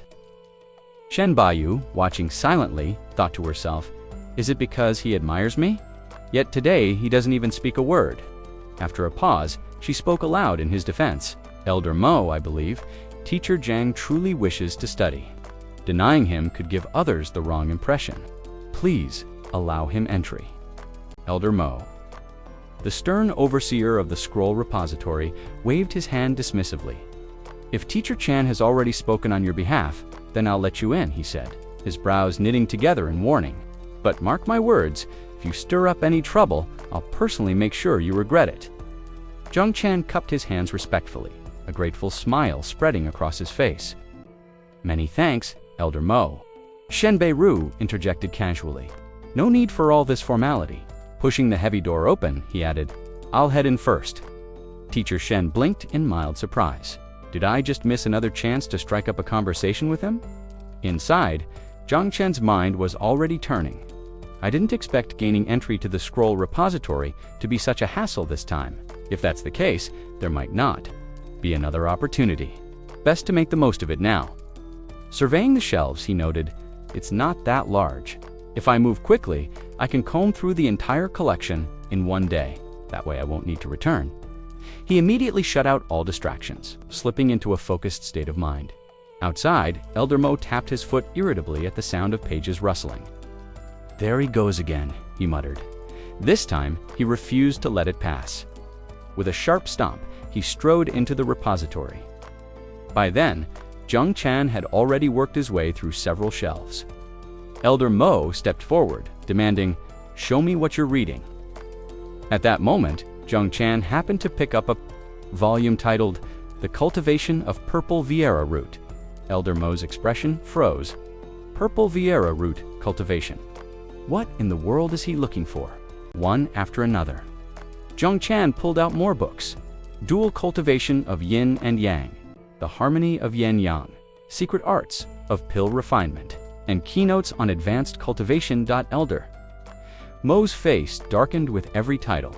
This brat, he's definitely here to make trouble. I'll deal with him once he's finished.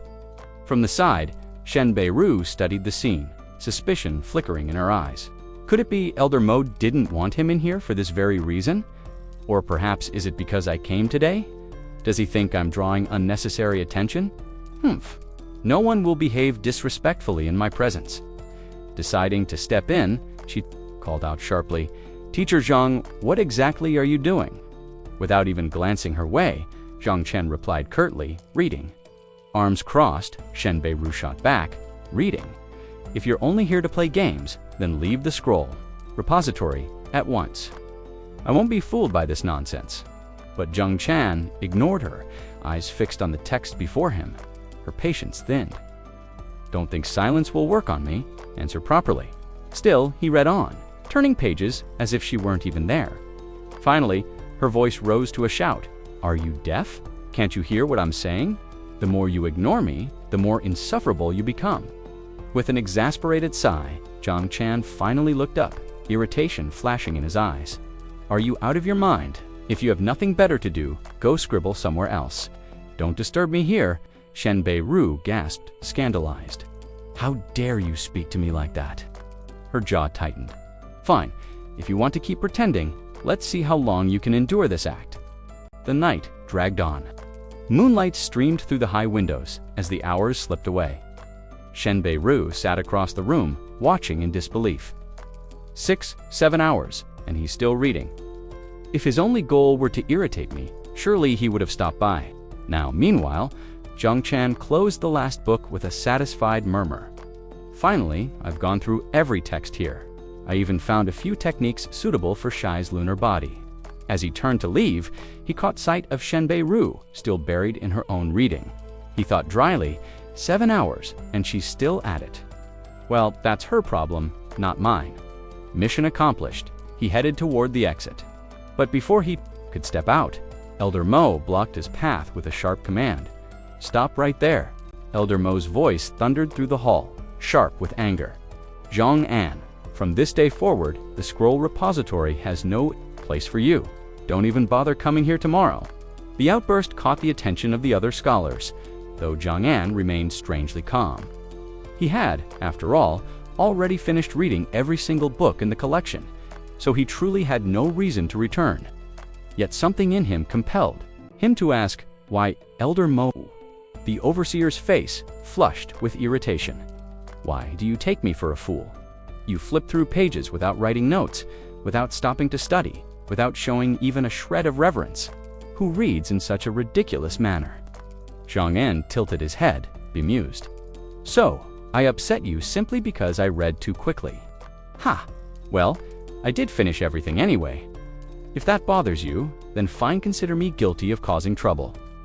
With a shrug, he turned to leave. "Wait, Teacher Zhang." Shen Bei-ru's gentle voice cut through the tension. He turned back, already irritated. "What now?" Another interruption. But Shen Bei-ru only smiled sweetly. "You've been reading for so long. Surely you remember something of what you've seen." "Yes. What exactly are you implying?" Zhang An asked flatly. "I saw you glance through Forbidden Dan cultivation earlier. I was hoping to ask your opinion on a particular passage." She folded her hands, her eyes glimmering with curiosity. Inside, however, she thought suspiciously, is he pretending? If he can't answer me, we'll see how long this act lasts. Zhang An frowned. "If you don't understand something, speak quickly. I still need to go home for dinner." His bluntness pricked her pride, but she kept her composure. "Very well. The text says the ingredients are difficult to obtain and the refinement process complex. I don't understand this phrase properly. Perhaps Teacher Zhang could explain." "Wrong," he interrupted before she could continue. His tone was sharp, dismissive. The correct line reads, "The medicinal ingredients meld within the furnace, forming a miraculous pill with great difficulty." The meaning is clear. Once the components condense during refinement, the pill cannot be further refined. Your question itself was mistaken. Shen Bei-ru rose. She had intentionally misquoted the line to trip him up, but he saw through it effortlessly and corrected her without hesitation. So he truly remembers it. He's not pretending. Before she could probe.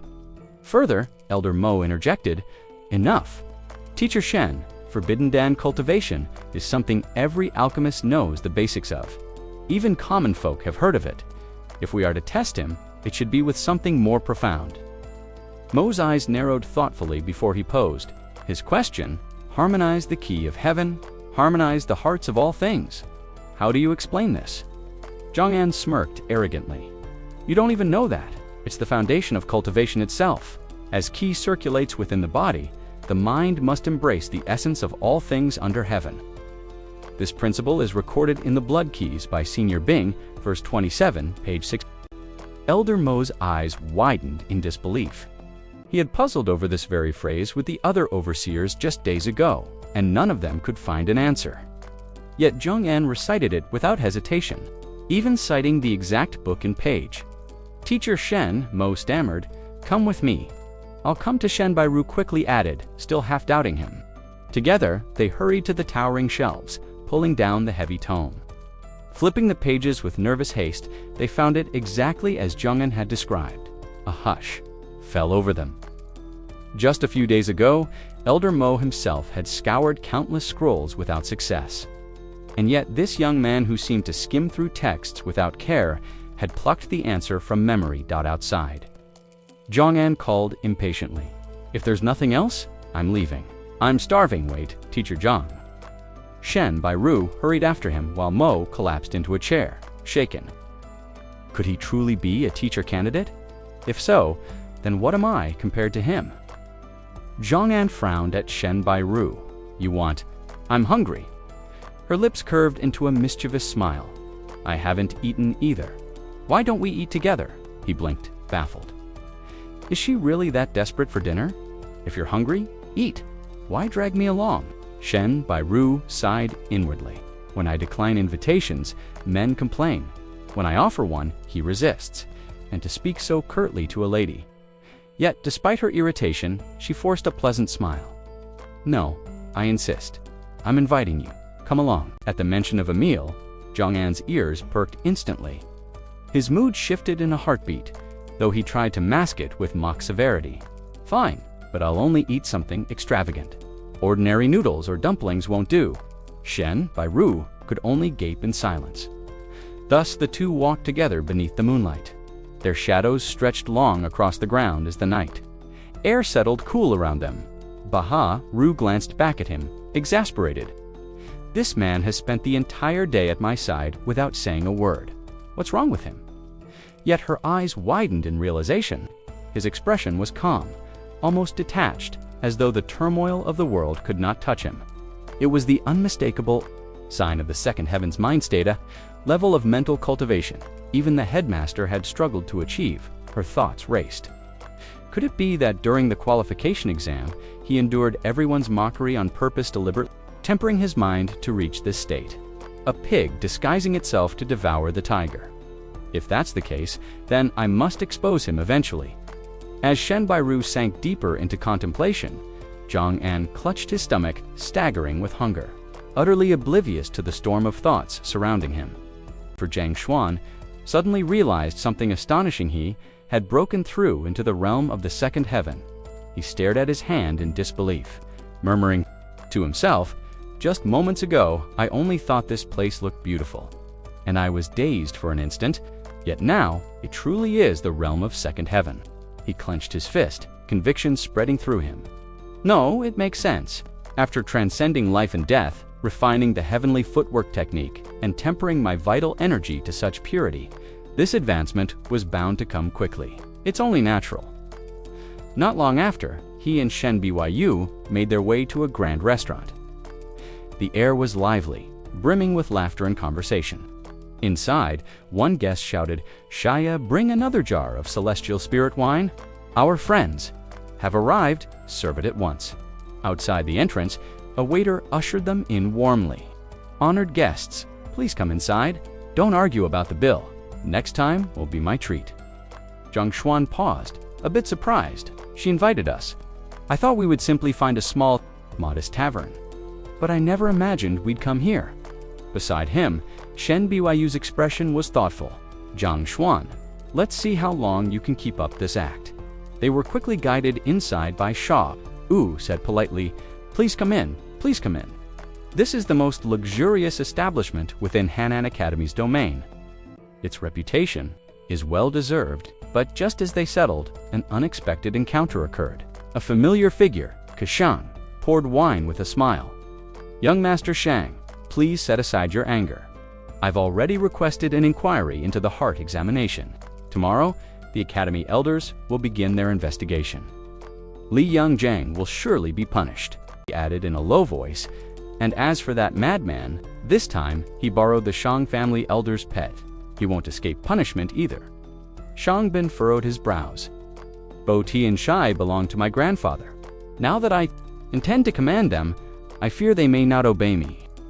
Master Tao stroked his beard and replied, that's not certain. If we tempt it with good food and fine wine, even the most stubborn beast will yield. Shah then brought forth a fragrant dish of fresh fish, bowing. Apologies for the wait, young Master Shang. Please enjoy your meal. If there is anything else you require, do not hesitate to ask. He leaned closer and whispered, I've moved Bo and SH to the backyard. Remember to feed them well. After Sha left, Ta Shang glanced curiously at Shang Bin. Young Master Shang, I heard that Red Sky Pavilion wields great influence. Their manager rarely treats guests so attentively. Why the enthusiasm today? Shang Bin smirked with pride. Red Sky Pavilion thrives because of Elder Hong Yel.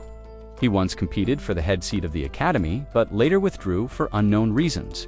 The only reason we are being treated so warmly is because Elder Hongel happens to be a close friend.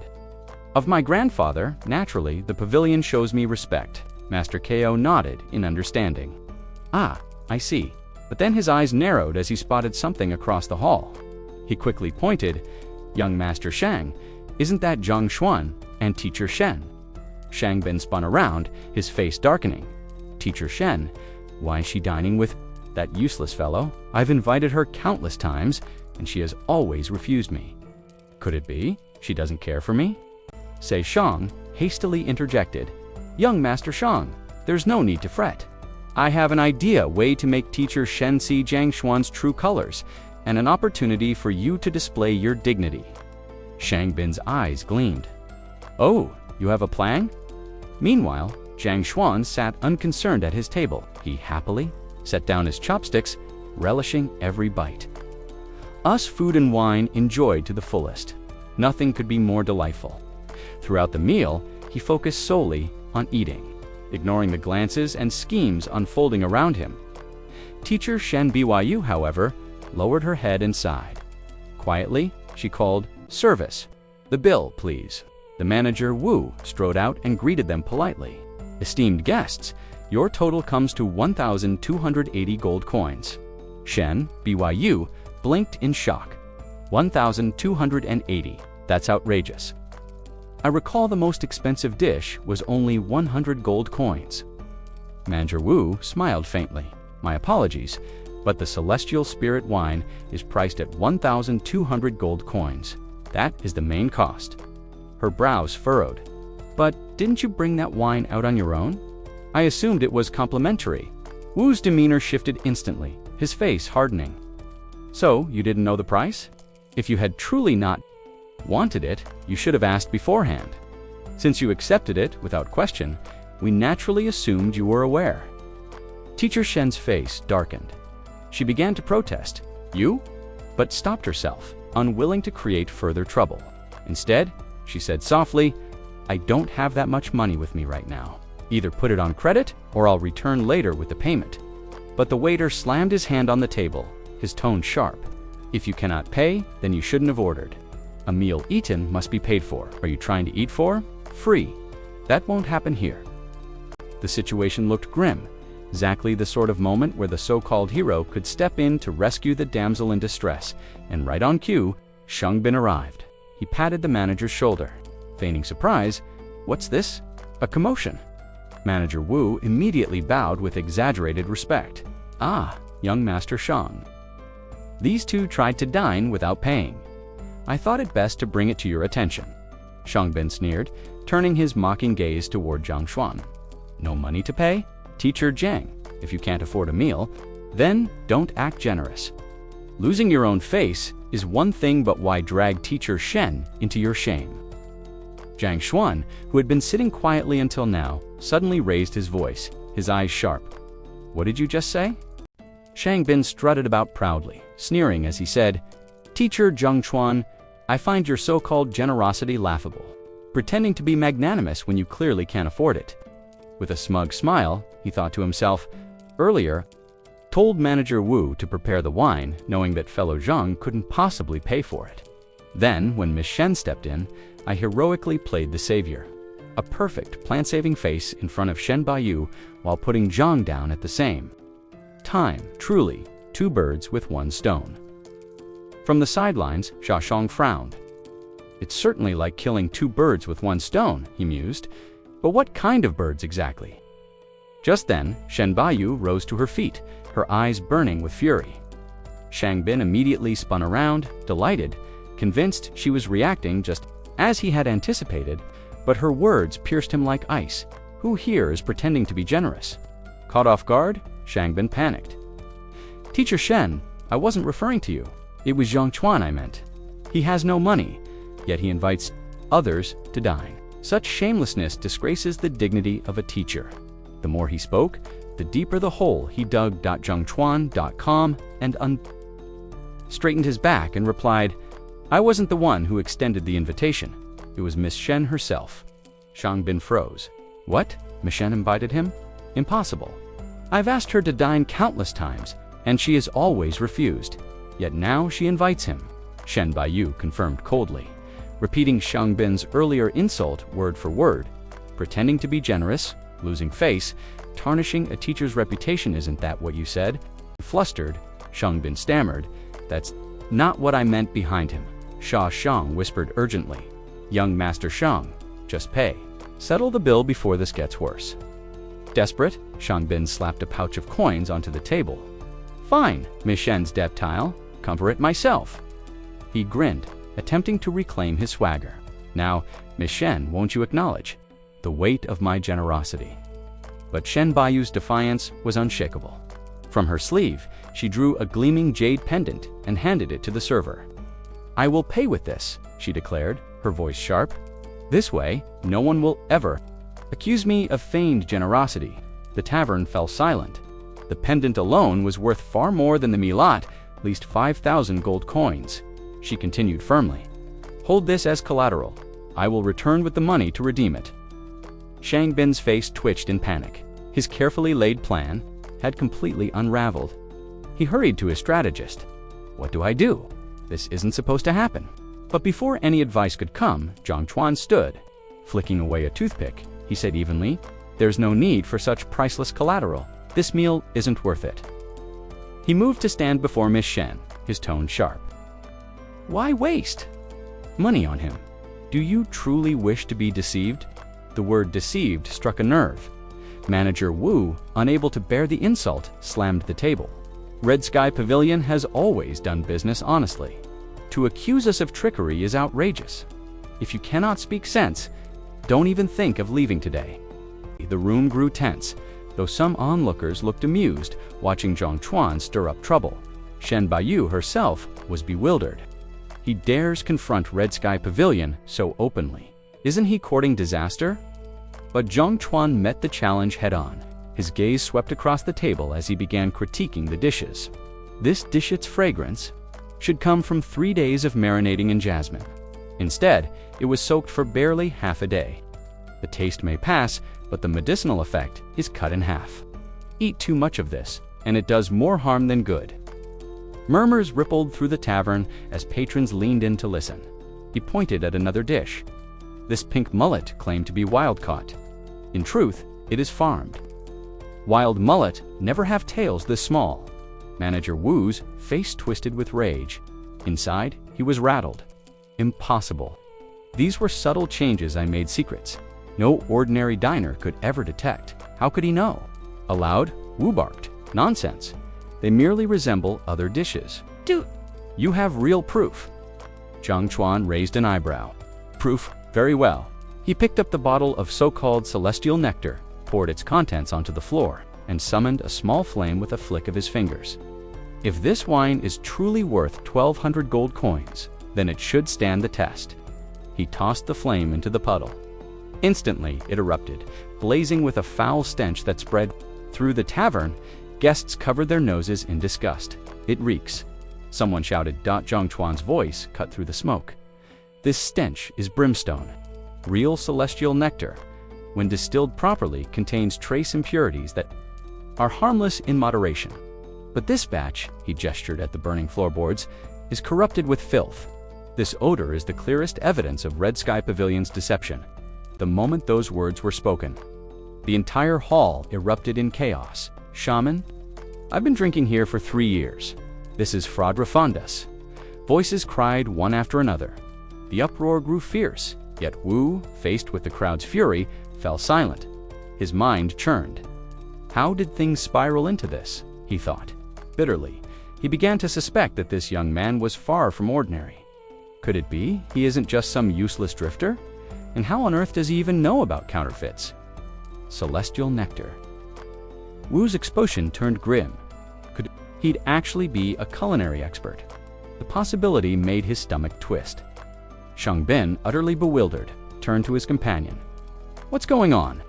Standing beside him, Kejong was equally clueless. I have no idea. The local official, however, was livid, his face red with rage. If it weren't for these 2 meddling brats today, he spat. But Shang, still wide-eyed and curious, innocently asked, Han Wu, what's happening? Han Wu snapped, his temper boiling over. Don't ask me anything. Get lost, both of you. Out of my sight, he roared, pointing furiously. The 2 retreated in confusion, muttering among themselves, what's gotten into him? Master CI gave Shang a pat on the shoulder and advised calmly, you should just head back for now. Zhang Chuan, however, grinned cheerfully. Well, looks like no one's coming after our money anymore. Let's go. Shenbu followed, still shaken. Her eyes lingered on Master Zhang with wonder. He's really something. Just one glance, and he could spot the flaws in those dishes. Could it be his terrible performance at school isn't laziness at all? Is he secretly cultivating himself to become a culinary master? Meanwhile, Teacher Zheng was secretly overjoyed.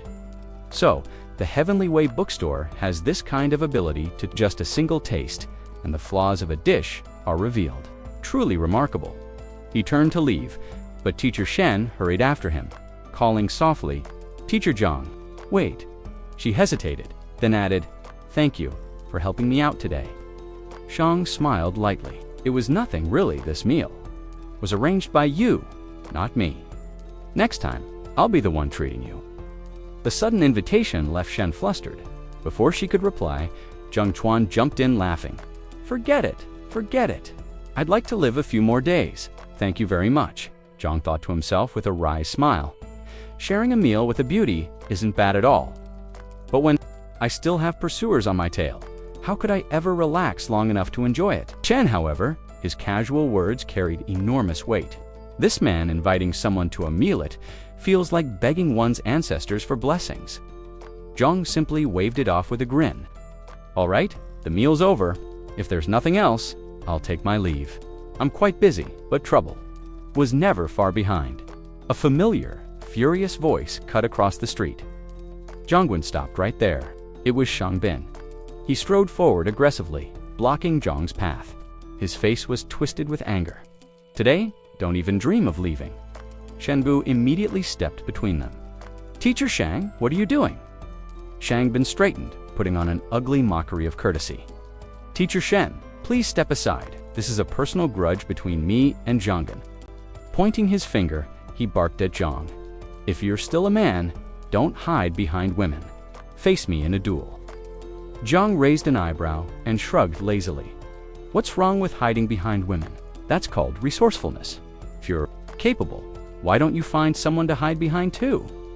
His shameless words nearly made Shangbin explode with rage. His face turned purple, this bastard, relying on women and still daring to speak so boldly. How utterly shameless. Teacher Zheng, however, remained calm. He turned back with a casual smile. Teacher Shen, don't let these two pests trouble you. I'll be leaving first. Shen Bu was left exasperated. I'm a time traveler who's faced countless dangers. Yet these clowns still dare to provoke me. If it's someone else's mess, I'll avoid it whenever I can. But Shangbin wasn't about to let him go. He shouted again, his voice cracking with fury. Zhang Xuan, stop right there. If I don't kill you today, I won't be Shangbin. At his command, a hulking figure emerged from the shadows Bao Tishi, a loyal servant carrying the strength of Shang's ancestors. His presence was like a storm pressing down on the street.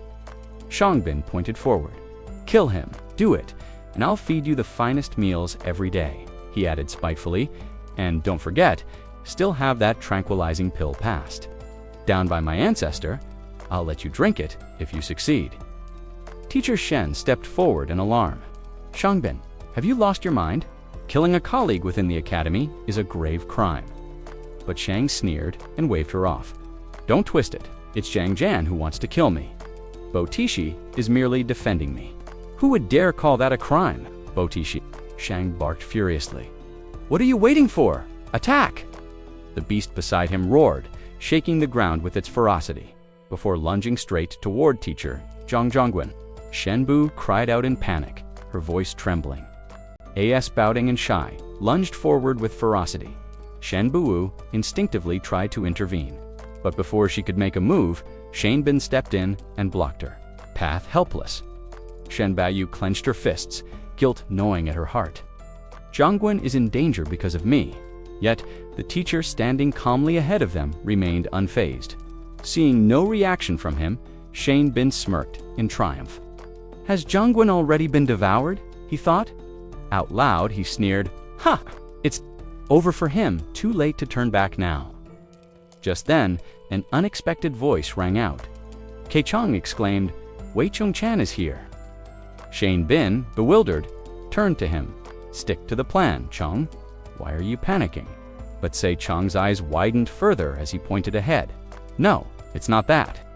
Master Shang Yum, look over there. Shane Bin, still clueless, snapped back. What's the big deal? If someone dies, then so be it. What now?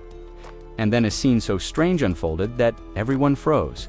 The once ferocious Baoding and Shai, who had charged with such aggression, now lay gently in Zheng Huan's arms, as docile as kittens. Shang Bin could only stare in disbelief, scratching his head as confusion and anger swirled within him. So proud, so untamable, even the slightest touch would make it roar. And yet, why? Why does it act like a harmless puppy in Zhang Huan's hands? He finally shouted, his voice cracking with desperation. Baoding, what are you doing? Hurry! Upkill that nuisance. Do it, and I'll feed you whatever you want from now on. But the beast ignored his commands. Nestling closer to Zhang Huan instead, with calm authority, Zhang Chan gave his own order. Baoding, shy enough noise, silence him. The creature's head slowly rotated, its crimson eyes locking onto Shane Bin. Terror gripped him. What do you want? Before he could react, the beast lunged, its claws slicing through the air. A single strike sent Shane Bin flying, crashing to the ground. From the distance, Ta Chong watched in horror. Shang Yum, Master, he shouted as he ran closer, panicked. Master, are you all right? Shane Bin groaned in agony, tears of frustration welling in his eyes. You're my grandfather's pet. How could you betray me? Meanwhile, Zhang Xuan calmly stroked the beast's head, smiling in satisfaction. Not bad, you fight well. Shen Bayu, utterly bewildered, stared in disbelief. Zhang Chan, how in the world did you manage to do that? How did I manage? Zhang Huan replied with a casual shrug, like this. With a hint of arrogance, he added, Baoding and Shai are simple enough to tame. Maybe it's because I'm rather handsome. Shen Baju frowned, unimpressed. Handsome, please? If we're talking about looks, we should be admiring the male beast, not you. And honestly, Shangbin has far more presence than you'll ever have. Zhang Huan brushed off her words, waving dismissively. All right, enough of this. You little rascal, he patted the beast's head. Time to return. As Baoding and Shai obediently backed away, Zhang Huan thought to himself smugly, So the Heavenly Way bookstore even spotted the flaw of a beast. Turns out, this so-called ferocious creature is all bark and no bite. Once its weakness is found, it's easy to handle. Truly, clever people always have their own ways. But Shen Baiyu still had countless questions swirling in her head. Why too still haven't explained why Baoding and Shai obey you. Zheng Huan turned back with a sly smile. Senior sister, it's simple. I want to live longer, but if I stay too close to you, I might not survive. Please, spare me. Her fury flared. Senior sister, your whole family are senior sisters. Unfazed, Zheng Huan grinned. All right then, I'll be the senior sister. Will that satisfy you enough to let me go? To his surprise, Shen Baiyu broke into a giggle, her anger melting away. Fine, you can go, but don't forget I'll come find you tomorrow. Zheng Huan froze mid-step. What kind of mess have I gotten myself into now? Meanwhile, at the Red Sky Pavilion, a completely different scene unfolded.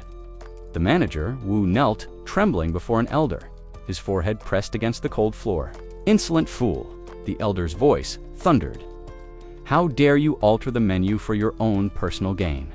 Please, elder, have mercy, Wu begged, his voice shaking. Spare me. Although I may be guilty of certain faults, that man's actions are far worse. To speak so recklessly before so many witnesses, tarnishing the reputation of Red Sky Pavilion, and showing utter disregard for your authority is intolerable. The elder slammed the table in fury, his voice thunderous. Am I not even allowed to confess my own failings? I'll give your family 5 days to settle this matter completely. Perhaps I can overlook your theft, but do not expect to keep your life if you fail me. His anger surged further as he demanded, and tell me what's the name of that insolent brat. I want to see him for myself, to dare step on the honor of Red Sky Pavilion, who gave him such courage.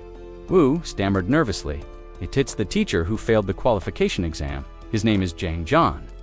At the mention of the name, the elder's fury erupted even greater. His hand clenched so tightly that the ring on his finger shattered. Into fragments, Zhang Zhan, that worthless nobody dares insult the dignity of Red Sky Pavilion. Very well, I'll deal with him personally. The next morning, Zhang Zhan strolled through the streets, deep in thought. What a nuisance. I had hoped for a peaceful meal, yet trouble finds me again. Well, I'll just have to find a way to break through my bottleneck. Up ahead, a sign caught his eye. It marked the Sixth Heaven Technique, a restricted scroll only accessible with the headmaster's permission. Ordinary teachers were forbidden from even glancing at it. Zheng Zhan frowned. Last time, the examination only reached the triplex level.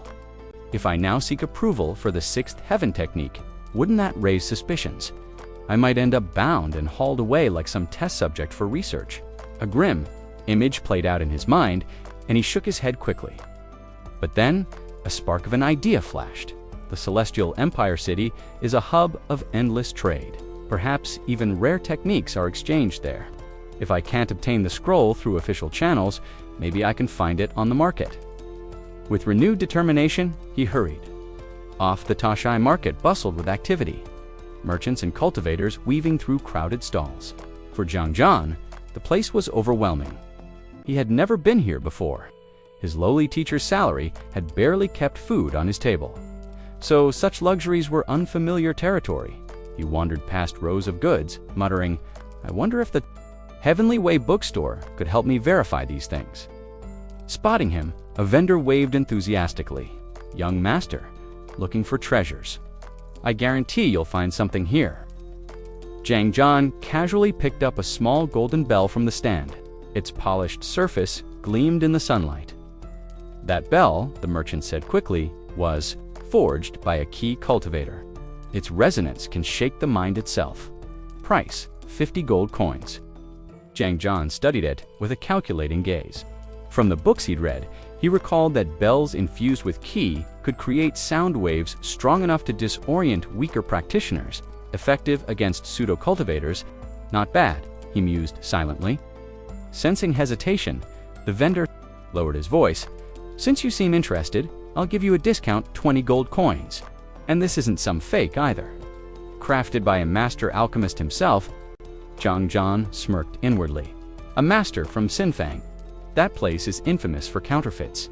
Still, with Heavenly Way bookstore around, I won't have to worry about being tricked. After a pause, he asked, "By the way, do you happen to have cold yang grass?" The merchant's face lit up. "Fortunate that you asked. Of all the stalls in this market, only I have it, guaranteed." He proudly opened a lacquered box, revealing 5 unusual flowers with a faint icy aura. Price 100 gold coins a piece. Zhang Zhan carefully lifted one flower, inspecting it closely. The details matched perfectly with the descriptions in his studies. He nodded to himself. Indeed, cold yang grass, the name is true. Yang's mind turned cold and sharp as he examined the herb before him. The yang grass, it thrives in the most frigid places, yet craves sunlight, which is why it's spiritual. Energy burns so brilliantly, this would be the perfect medicine to strengthen Zia's meridians. But then, something caught Zhang Shan's attention. His eyes narrowed. Strange. Why does the root of this cold yang grass look so dry and yellow? Was it mishandled during harvest, causing it to wither? The merchant gave a forced laugh, waving his hand as though brushing aside a joke. Young sir has quite the sense of humor. My livelihood depends on these herbs. How could I afford such carelessness? This root was already in poor condition when I collected it. That's simply how it was, though his words carried confidence. Fear flickered behind his eyes. To avoid losing a sale, the merchant quickly added, "Still, if you want it, I'll let this root go for only 50 gold coins." Zhang Shan raised the plant carefully, noticing its delicate green flowers. His memory flashed back to the herbal texts he had studied. This was no ordinary cold yang grass, it was the mother herb, the origin of the species. Its medicinal potency was 10 times greater than the common variety. If he knew what he was holding, the price would be unimaginable. Fortunately, his ignorance is my gain, Zhang Shan thought, hiding his excitement behind a calm smile. "Very well. Wrap it up for me," he said casually. Inside, he was overjoyed. With this cold yang mother herb, the problem before me can be solved with ease. Nothing else matters now. The merchant, still none the wiser, cheerfully bundled up the plant and handed it over. "Here you go, sir." It was only then that Zhang Huan reached into his robes and his heart sank. His pockets were empty. Not even 10 coins jingled within. He cursed inwardly. "I was so preoccupied with the Heavenly Way bookstore earlier that I forgot to bring money, 50 gold. I don't even have 10 on me." The merchant noticed his hesitation and frowned. "What's wrong, sir?" Zhang Shan forced a grin and laid out the pitiful contents of his purse, 8 gold coins in total. "How about this? Will you let it go for 8 coins instead?" The roles had suddenly reversed. No longer the commanding customer, Zhang Shan looked more like a desperate trickster. The merchant's face darkened as he slammed his hand on the table. "Are you mocking me? Even if the root appears shabby, I risked my life entering a deadly forest to obtain it, and you want to buy my blood and sweat for 8 coins? Do you take me for a fool?" Zhang Huan lowered his voice, his tone almost mournful, but laced with hidden cunning. "I didn't mean to make light of your efforts." A faint smirk tugged at his lips. "But whether you want to sell it or not, that's another matter entirely." After a long round of bargaining, the shopkeeper finally lost his patience. His voice thundered through the store as he snapped, "Enough. You've said quite enough. Even if this cold yangang grassroot looks plain and unimpressive, its medicinal properties are extraordinary. One can easily sell it for 30, even 40 gold coins, yet you dare offer me only 8. Stop wasting my time and leave at once, or I'll call the city guards." The tension in the air was heavy, but instead of backing down, Zhang Shan simply smiled calmly, his expression unshaken. "There's no need to call the guards," he said evenly. "I truly intend to buy this herb. It's just that I don't have money right now. Don't misunderstand, I'm not here to stir up trouble. In fact," he leaned forward slightly, his eyes gleaming with quiet confidence. "Perhaps in a moment, you'll even hand it over to me for free." The shopkeeper froze, mouth half open in disbelief. What kind of lunatic is this, he thought, coming into my shop without a single coin, and now suggesting I give away valuable herbs for free. A moment later, he sneered and spat with disdain. "If I were ever foolish enough to do that, I'd have to call you my grandfather." Zhang Shan didn't so much as flinch at the insult. His tone remained calm, steady, almost unnervingly composed. There's no need for such titles. But if you don't believe me, why don't you take 2 steps forward? Then you'll understand. To the shopkeeper, squinted suspiciously. Are you provoking me into a fight? His hand suddenly shot forward and seized Zhongshan's collar, fury blazing in his eyes. I've met countless strange people in my time, but never someone so eager to die. Do you honestly believe I couldn't crush you with a single strike? Still unshaken, Zhongshan raised a hand. Wait, before you strike, let me ask, aren't you from Seeing Village? The man stiffened as if struck by lightning. His hand loosened slightly on Zhongshan's collar. How do you know that? He demanded, his voice dropping into uncertainty. Seeing Village, it's just a small suburb outside Tainan City. How could this stranger know where I'm from? Zhongshan's gaze pierced into him. 6 months ago, in Tainan Swan Forest, you encountered a grave danger, didn't you? Bitten by a python, poisoned, and gravely injured. You survived, yes, but the venom left damage. Damage that has weakened you, leaving you unable to truly live as a man should. Am I wrong? The color drained from the shopkeeper's face. He staggered back, his lips trembling. The memory flashed vividly in his mind. Half a year ago, the python's fangs had sunk into him, nearly ending his life. Somehow he had survived, but his strength and manhood had been left crippled. He had told no one of this secret, not a soul. For a mysterious woman he once met in a pavilion, how could this boy know? Zhongshan's voice cut through his thoughts like a blade. What's the matter? Did I strike the truth? If not, I'll leave right now. But if you continue to live in denial, don't blame me for not reminding you of the consequences when your body fails you completely. The shopkeeper's pride faltered. Desperation took its place. Wait, please, he blurted out. If you truly know of this, then tell me, do you also know how to cure it?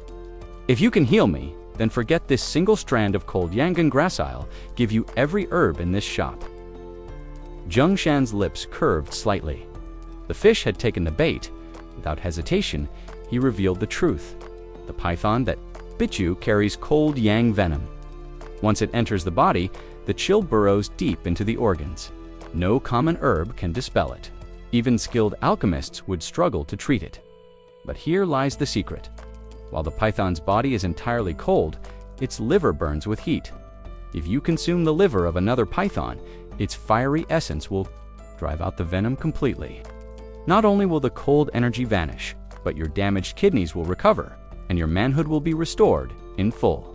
The shopkeeper's eyes widened, doubt and hope warring within him. Eat the liver of a python. That's all. Zhongshan spoke with steady patience. That's correct. In fact, along this very street, there should be stalls selling python livers. If you don't believe me, buy one now and test it for yourself. But the shopkeeper suddenly gave a strange smile. There's no need for that, he said slowly, because, as luck would have it, I already have one right here. After finishing his words, he lifted the lid of a wooden chest. Inside coiled a massive python, its scales glistening faintly under the dim light. With practiced ease, he reached in and pulled the creature out, then said calmly, "The python's liver here." Without hesitation, the man gripped his blade. With one decisive slash, he cut through the snake's belly, extracting the glistening liver with steady hands. Without fear or disgust, he raised it to his lips, chewing and swallowing it whole. Almost immediately, a peculiar sensation surged through his body. His eyes widened as his strength seemed to pulse back into him. Overwhelmed by the change, he dropped to his knees, bowing deeply. "Master Zhonggan," he said with trembling gratitude, "I can feel my dignity returning. My strength, my spirit, it's awakening again. I owe you my life. Please accept. These cold yangon grasses, they are all yours." Zhonggan smiled faintly, his tone both teasing and reassuring. "I told you I wouldn't lie to you, didn't I? I said you'd give them to me willingly. I never deceive." The shopkeeper, who had been standing nearby, lowered his head in shame. His voice was hushed and apologetic. "Great, sir. I was truly blind before. Please forgive my rudeness." "It's nothing," Zhonggan replied casually, waving it off. Just then, the street outside began to stir. A rush of voices carried through the air. "Hurry! Grandmaster Moyang has arrived." One man cried excitedly, to receive guidance from him would be an honor beyond compare. Another exclaimed, if I can have him appraise my treasure, I'd pay any price, no matter how high. That's right, someone else agreed bitterly. Last time, we missed the chance. I regret it even now. Hearing the commotion, Zhongshan turned curiously to the shopkeeper. What's happening out there? The shopkeeper quickly explained. Grandmaster Moyang, the most renowned appraiser, has come to the city. His skill in identifying treasures is unmatched to many. He is more prestigious than even a gourmet expert because he can see at a glance what is genuine, what is fake, and what is truly priceless. His touch alone determines fortunes. People say he has the Midas touch of the treasure world, Zhongshan mused aloud. So it's like gemstones on Earth, worthless one moment, priceless the next. A single stone could change someone's fate. Overnight, exactly, the shopkeeper agreed with enthusiasm. For him, it's no gamble at all. Heavenly Way bookstore only needs to let him touch an item, and its essence is revealed instantly. Where others rely on luck, he relies on certainty. This is why people consider it a path to true wealth. Zhongshan gave a short nod. I see. Then keep my items here for now. I'll return later to retrieve them. For now, I should go and witness this event. Of course, sir, the shopkeeper said eagerly. Take your time. Out on the streets, the atmosphere was electric. People surged forward, each voice louder than the next. Grandmaster, please, if you guide me, I will give you anything at all. Grandmaster Moyang, I beg you, just one appraisal, and I will repay your kindness 100-fold. The Grandmaster himself appeared pleased by the crowd's fervor. With a broad smile, he raised his hand and spoke. Tonight, I leave Tang City. But in light of everyone's enthusiasm, I will extend my hand a little. Today, I shall assist 5 individuals, only 5. Please, do not quarrel or fight. Fate will decide. If you are destined to meet me, your chance will come. In the distance, Zheng Shuhan stood quietly. Apart from the throng, his gaze rested on the various objects laid out before the Grandmaster. These items, he thought, studying them carefully, most are oversized trinkets, discarded goods of little real value. Still, with a single touch, I could lay out their details, their secrets, their histories. Yet the turnover here is far too slow. Such treasures are wasted in this place. When the people heard his announcement, they were shocked. Grandmaster, you're leaving tonight. Why so soon? Please stay a few more days, they pleaded. He shook his head firmly. I still have unfinished matters waiting for me. However, before I depart, I will accept 5 more people. As you all know, appraising treasures is no easy matter. It drains both the mind and body. 10 people is already the utmost limit I can manage. 2 onlookers quickly spoke up, eager to persuade him. Great Master, don't worry. As long as someone can help us identify the treasures, we're more than willing to provide compensation. Yes, we'll gladly offer recompense. Another added. At the mention of money, his expression darkened slightly. HMPH. I am Mo Yang, skilled in treasure appraisal. If wealth was what I desired, I could simply appraise and sell items myself. Would that not be far more profitable? Understand this clearly. The reason I agree to appraise for you all is not because of money, but because your sincerity moves me. Wealth is fleeting, I already have enough. But bonds between people once formed are priceless. If anyone dares to speak of money again, then do not come seeking my help. His words left the crowd in awe. Great Master, your wisdom is profound. We were blind before, but now we understand. Your virtue is truly beyond us. Never in our lives have we respected anyone so much. Today, we bow to you with sincerity. Mo Yang raised his hand to calm them. Before I help, there is one truth you must accept. I can only increase your chances of finding a true treasure. I cannot guarantee success every time. If you have no objections, I shall demonstrate a small portion of my humble skill. Now, then, who wishes to begin? Before he even finished, countless voices erupted. Me, please, let me go first. No, choose me. After a moment, he pointed at a man in the crowd. Very well, you there? Step forward. The man quickly approached, nervous but excited. Mo Yang glanced at the items on display and tapped his finger towards an antique vase.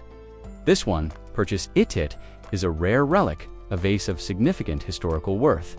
If the Grand Master recommends it, then I will buy it without hesitation," the man declared. The crowd whispered amongst themselves. In the past, he only judged small trinkets. Yet this time, it's something so valuable that man is blessed indeed. Jian, watching closely, frowned. Something seemed wrong. He thought, wait, that vase is nothing more than a common piece crafted by an ordinary artisan. Could it be that the master is mistaken? Meanwhile, the buyer, overjoyed, bowed deeply and presented the vase to Mo Yang. "Great master, as a token of gratitude, please accept this gift." Mo Yang extended his hand with a gracious smile. "If it is given from the heart, I will not refuse." Suddenly, Jian's eyes widened in shock. Out of nowhere, a book descended from the air, landing directly in front of him. As he picked it up, he froze in disbelief. What is this? The book revealed startling details. Mo Yang, the so-called revered appraiser, was in truth a swindler from Lu City. He used his title as a master appraiser to trick and exploit others. Jian's thoughts raced. So that's it. All this time, his aura, his commanding presence, it was all a deception. These people have been utterly bewitched by him. At that moment, Mo Yang looked around and pointed. "You, the last one. Step forward." But then, almost dismissively, he turned away. "No, forget it. I'll choose someone myself." His gaze fell directly on Jian. "You there, young man?" Jian's eyes widened in confusion. "Why me?" Mo Yang smiled calmly. "Yes, you. It must be you." Jian's thoughts churned. Out of so many here, why pick me? Aloud he said, "Great master, I thank you for your kindness, but I do not need it."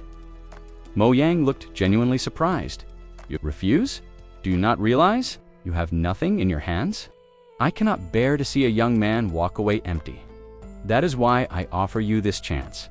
If you are truly certain you do not need it, then so be it. But do not reject good intentions so lightly." The crowd hummed with restless chatter, their voices rising like a swarm of buzzing insects. One man called out, "Young fellow, if you don't need it, then give it to me. The master personally chose you, yet you refuse. What's wrong with your head? You don't seem right." Another scoffed, "Earlier I saw this boy drooling over a treasure he couldn't resist touching. He's probably scheming something." The young man raised both hands, forcing a smile that didn't reach his eyes. "Truly, I don't need it," he said lightly. But in his heart, he already knew the truth. He listened to them. He would remain penniless. The master, unwilling to let go, seized the young man's arm. "Don't be so hasty to refuse," he urged. "It's not easy for someone, young like you, to earn a fortune. I chose you without hidden intent. My heart was Kandai just didn't want to see you waste your money on worthless things." His voice grew choked, and he could only manage a trembling eye. Meanwhile, the crowd praised him loudly. "Great, Master Mong is truly benevolent." One cried, "Not only can he discern true treasures, but he remains humble and righteous," shouted another. "From this day on, I will revere only Master Mong," declared a third, bowing in admiration. The elder stroked his beard, his eyes gleaming with confidence. "I know what you're thinking," he said with a chuckle. "You know?" the young man asked, bewildered. "Exactly," Mong replied. "You fear that even if I help you obtain this treasure, you lack the strength to protect it. You're afraid misfortune might come knocking." John Chan was left speechless. He thought bitterly, "This man is absurd. He admits, I can't protect myself, yet insists on forcing me into this. What game is he playing?" Mong then declared loudly to all, "I have chosen this young friend. Whatever treasure I pick for him, no one is allowed to harbor ill intent. If anyone dares interfere, you'll be going against me and I won't show mercy." His followers echoed in unison, "What the master says is true. Whoever he selects, we wouldn't dare touch. Rest assured, Master Wei will never interfere." The elder waved his hand. "There's no need to make this so dramatic. If fate has led me to pick you, then so be it. I expect nothing. In return, keep a pure heart. That's all. You don't need a dozen things, just this one item. I guarantee it will bring you profit." Feeling trapped, the young man sighed and muttered, "Me? this. But before he could finish, Mong cut him off sharply. Shopkeeper, charge this young friend at once. The shop owner grinned broadly. At once, great master. For this young man, the price will be 3,000 gold coins. The crowd burst into laughter and applause. Ha! This young man's fortune is made, someone said gleefully. This is the rarest treasure we've seen today. He'll be rich overnight, another chimed in. No need to stall, pay quickly and be done. Lowering his head, the young man muttered darkly, big deal. What's there to be so thrilled? About his frustration, pent up for so long, finally boiled over. He exploded, shouting at the crowd, your big deal. What's there to get excited about? If you want to play at deceiving people, then deceive. I don't care. I've already said I don't need it yet. You keep pushing me, pretending to be terrifying. Every time you force my hand, I swear, you'll regret it. Two voices rose from the crowd. Young man, how dare you? Speak of great Master Moan in such a way. The master has kindly offered to help you choose a treasure, and yet you accuse him of deception. The master's expression darkened. What are you saying? Have you misunderstood me, young friend? J.N. Jan's gaze sharpened. Misunderstanding? You dare claim I don't understand? You deceive your own people, while we mind our own business. Don't put on airs in front of me. His words resonated with one of the elders, who barked indignantly. Impudent. 30 years ago, I earned the title of Appraiser Master. I've guided countless people, helped them appraise treasures, resolved their problems all with honesty. Never once have I deceived anyone, the bystanders murmured in agreement. Great Master Moan is compassionate and virtuous. He has saved countless people from danger. How could he ever deceive someone? Young man, you speak nonsense. You're asking for trouble. The master remained composed, though inwardly reflecting 30 years. Still, no shame in my heart. Then, with a graceful tone, he added, we are forgiving people. Apologize now, and I can overlook this. But the young man was determined. Do you need proof? It's simple. Just polish the items you sold earlier, and the truth will reveal itself. No need for more words, the elder quickly found an excuse. To refuse, polishing those large items would take at least half a day. I have urgent matters to attend to. The young man narrowed his eyes, noting the ruse. Ah, he's eager to leave and blame me, a professional swindler already preparing his retreat before I even spoke. Someone in the crowd challenged, if you claim the master is a fraud, then you must know appraisal yourself. Choose an item for us to see. The elder responded with feigned confidence. Fine, choose a simple item. If it holds value, the matter is settled. But Anshin interrupted. Are you saying I can appraise it? Huh, the young man thought. The Heavenly Way bookstore. These self-proclaimed experts dare to challenge me.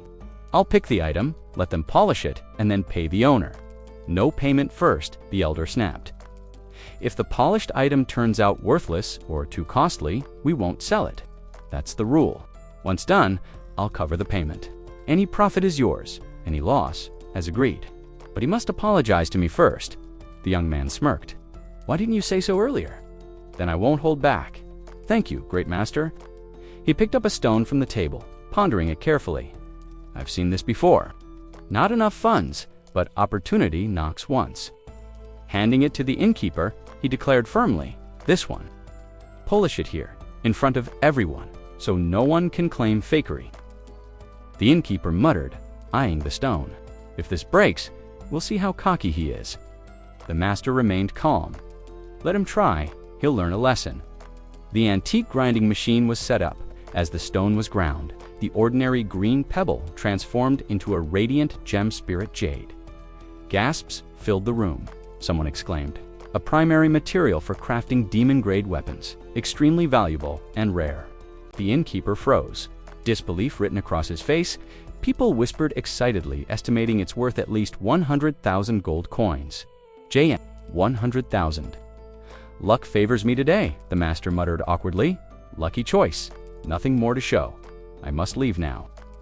He turned to go, but the young man blocked his path. No rush, I still have matters to settle. The old man paused. What matters? J.N. Jan pointed to a vase previously purchased. That old man spent 880,000 gold coins on this piece, crafted by a male artisan. It's cracked and could break any moment. The elder's eyes widened. Discard it. Nonsense. The master chose it to help me. The young man chuckled reassuringly. If you doubt me, gently twist the vase's neck. If it's genuine, it won't break. If it's discarded, it will shatter. Hesitant but convinced, the elder complied. The vase cracked and crumbled to the floor. Shock rippled through the room. It's discarded goods. The crowd murmured, could it be? Master Meng knew something? Jay and Jan's smile widened. What's going on? Well, perhaps we should ask Master Meng himself. After Zhang Jian revealed the truth, the recently duped customers suddenly remembered something. One person muttered, Moyang. That name rings a bell. Another immediately shouted, isn't Moyang a known swindler? He's wanted by the authorities in Lu City. The crowd grew restless. Those who had bought artifacts earlier began to panic. Does that mean everything we bought is fake? Someone demanded. The conman, visibly trembling, tried to defend himself. Don't listen to this man's slander. Even an honorable master can make mistakes. Treasures cannot speak for themselves. Who's to say what's real or not? But his words fell flat. One by one, the customers threw down the large treasures they had purchased. The moment they struck the ground, the supposed artifacts shattered into worthless fragments. Fury erupted. They're all fakes. The crowd roared. We've been tricked! The scammer raised his hands desperately. Wait, let's calm down. We can discuss this. Everything is negotiable. Negotiate? Where was your negotiation when you cheated us? They shouted back, closing in on him. Their condemnation was fierce. The truth was harsh but clear. In this vast world, there were always swindlers and always victims. But today, thanks to Moyang's disruption, the fraud was finally exposed. Meanwhile, Teacher Zhang quietly left the scene, his mind still turning. Walking alone, he soon found himself before the Wangu bookstore. He paused, considering.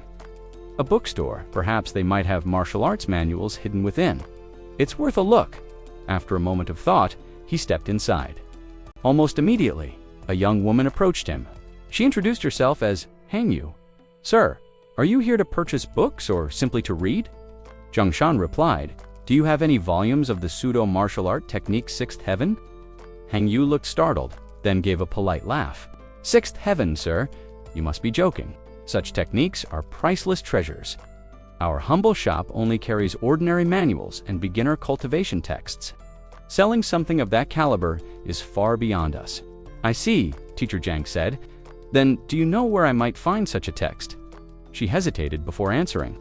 Only the most powerful of figures would have access to martial manuals like that. Zhang pressed her eagerly. Do you know of anyone, any senior who might own something similar? Hangyu nodded slowly. There is one, but he's eccentric. If you catch him in a good mood, he might let you borrow everything he has. If not, you won't even set foot past his threshold. Zhang's eyes lit up. Could you point me in his direction? You're in luck, she said. I was just about to visit him myself. I can take you along. Then I'll trouble you for the guidance. Zhang replied gratefully. As they walked together, he asked curiously, you said this senior has a great collection of books. Of course, Hangyu answered. His home is famous throughout. The city, it once served as the teaching ground of Shenzuk, the great king himself. The old master living there now is Lan, a man who despises idle chatter above all else. If you want any chance of borrowing his books, keep your words to a minimum. And one more thing when it comes to borrowing, speak only for yourself. Don't ruin my chances. Zhang smiled. Don't worry, I'll not make things difficult for you. She continued, Master Lan favors obedient juniors. Whatever he says, just nod. He comes from a scholarly family, and his thoughts differ greatly from the younger generation. Remember that? At last, they reached a modest gate. Hangyu stopped and gestured. This is the residence of Master Luan. Zhang looked surprised. This is the place where the teacher of the king himself lives. She nodded. Yes, Master Luan has always been a frugal man. He refused every offer of renovation from Shenzuk King. Just as they prepared to enter, a young man on horseback galloped up. He seemed familiar with Hangyu and called out casually, Wang Yu, you're here too. Her expression hardened. My name is Guang Yu. Please don't address me so familiarly. Our families may know each other, but we are not close. Addressing me in such a way is inappropriate." The young man grinned. "You've come to visit Master Luan as well." "Ha, don't worry, I'll claim what I came for." Guang Yu shot back coldly. "Who it belongs to is not yet decided. I fear you may end up in tears instead." He ignored her words and glanced suspiciously at Zhang. "But who is this stranger? Why bring an outsider here?" Guang Yu retorted. "Whoever he may be, it's none of your business. As long as he doesn't bother me, that's enough." The young man's face darkened. "How is it not my business? I advise you to keep your distance from people like him. Don't let them block your path." Finally, Zhang himself spoke, his tone calm but firm. "Who I am is of no concern to you." And that only made the youth angrier. Owner nearby interjected. "Do you even realize who you're speaking to? He's the sole son of Zhen Nanwang," Zhang asked bluntly. "And who is Zhen Nanwang supposed to be?" The owner looked at him in disbelief.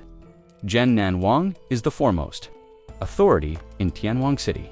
To offend his son is to risk being cast out of Tianshang entirely." Zhang felt a pang of helplessness. This world, full of names and titles I've never heard of. Why is it I have no memory of any of this? After Zhang Shan posed his question, Guan Yu suddenly felt uneasy. Even Zhen Nan Wayne doesn't know the answer. If I say something wrong, won't I end up dragged into trouble? Just then, the gates opened with a creak. A man stepped forward and addressed the one who had opened the door. "Chang Shu, I trust. The master will give us further guidance," he said with confidence. This was Ban, who seemed to be El Chan's attendant. Upon hearing his words, Chang Shu nodded and replied, "So it is, young Master B and Miss Wang. Please, follow me to the reception hall." They entered the mansion. John glanced at the walls, where elegant paintings were displayed. He paused before one, a landscape capturing the beauty of nature. "Truly exquisite," he remarked casually. Chang Shu raised a brow. "Oh, does young master have knowledge of painting?" The teacher gave a light laugh. "Nothing so deep, a passing impression." The attendant smiled. "Our household views the heart as the brush and the ancestral hall as the canvas. Even this mansion has been designed like a living painting." It seems young master's words are most fitting.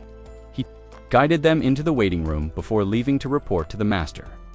As soon as he left, the girl turned to Zhang Jian curiously. "Do you actually understand painting?" He laughed lightly. "Not really. I just thought the garden layout resembled a painting, that's all," Buzan snorted. "Huan, you don't listen to him. He's just putting on airs, acting mysterious. What could he possibly know?" Wang Yu snapped back. "This friend of mine is intelligent and well-learned. Unlike you, he doesn't rely on empty bravado. Do you think everyone shares your shallow ways?" Buzan sneered. "Intelligent him, Wang Yu. Be careful. All I see is a frivolous playboy one who speaks nonsense just to win favor with women. A man with no integrity." Angered, the girl retorted, "My friend holds an official certificate. In painting examinations, he is constantly seeking knowledge, unlike you, who only knows how to kill.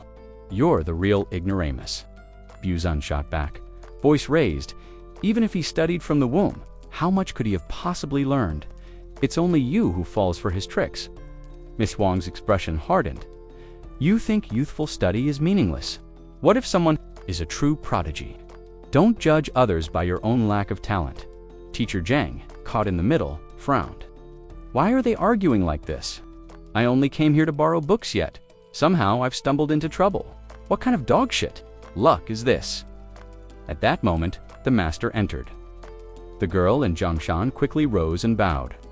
"Greetings, master." The old man's eyes narrowed.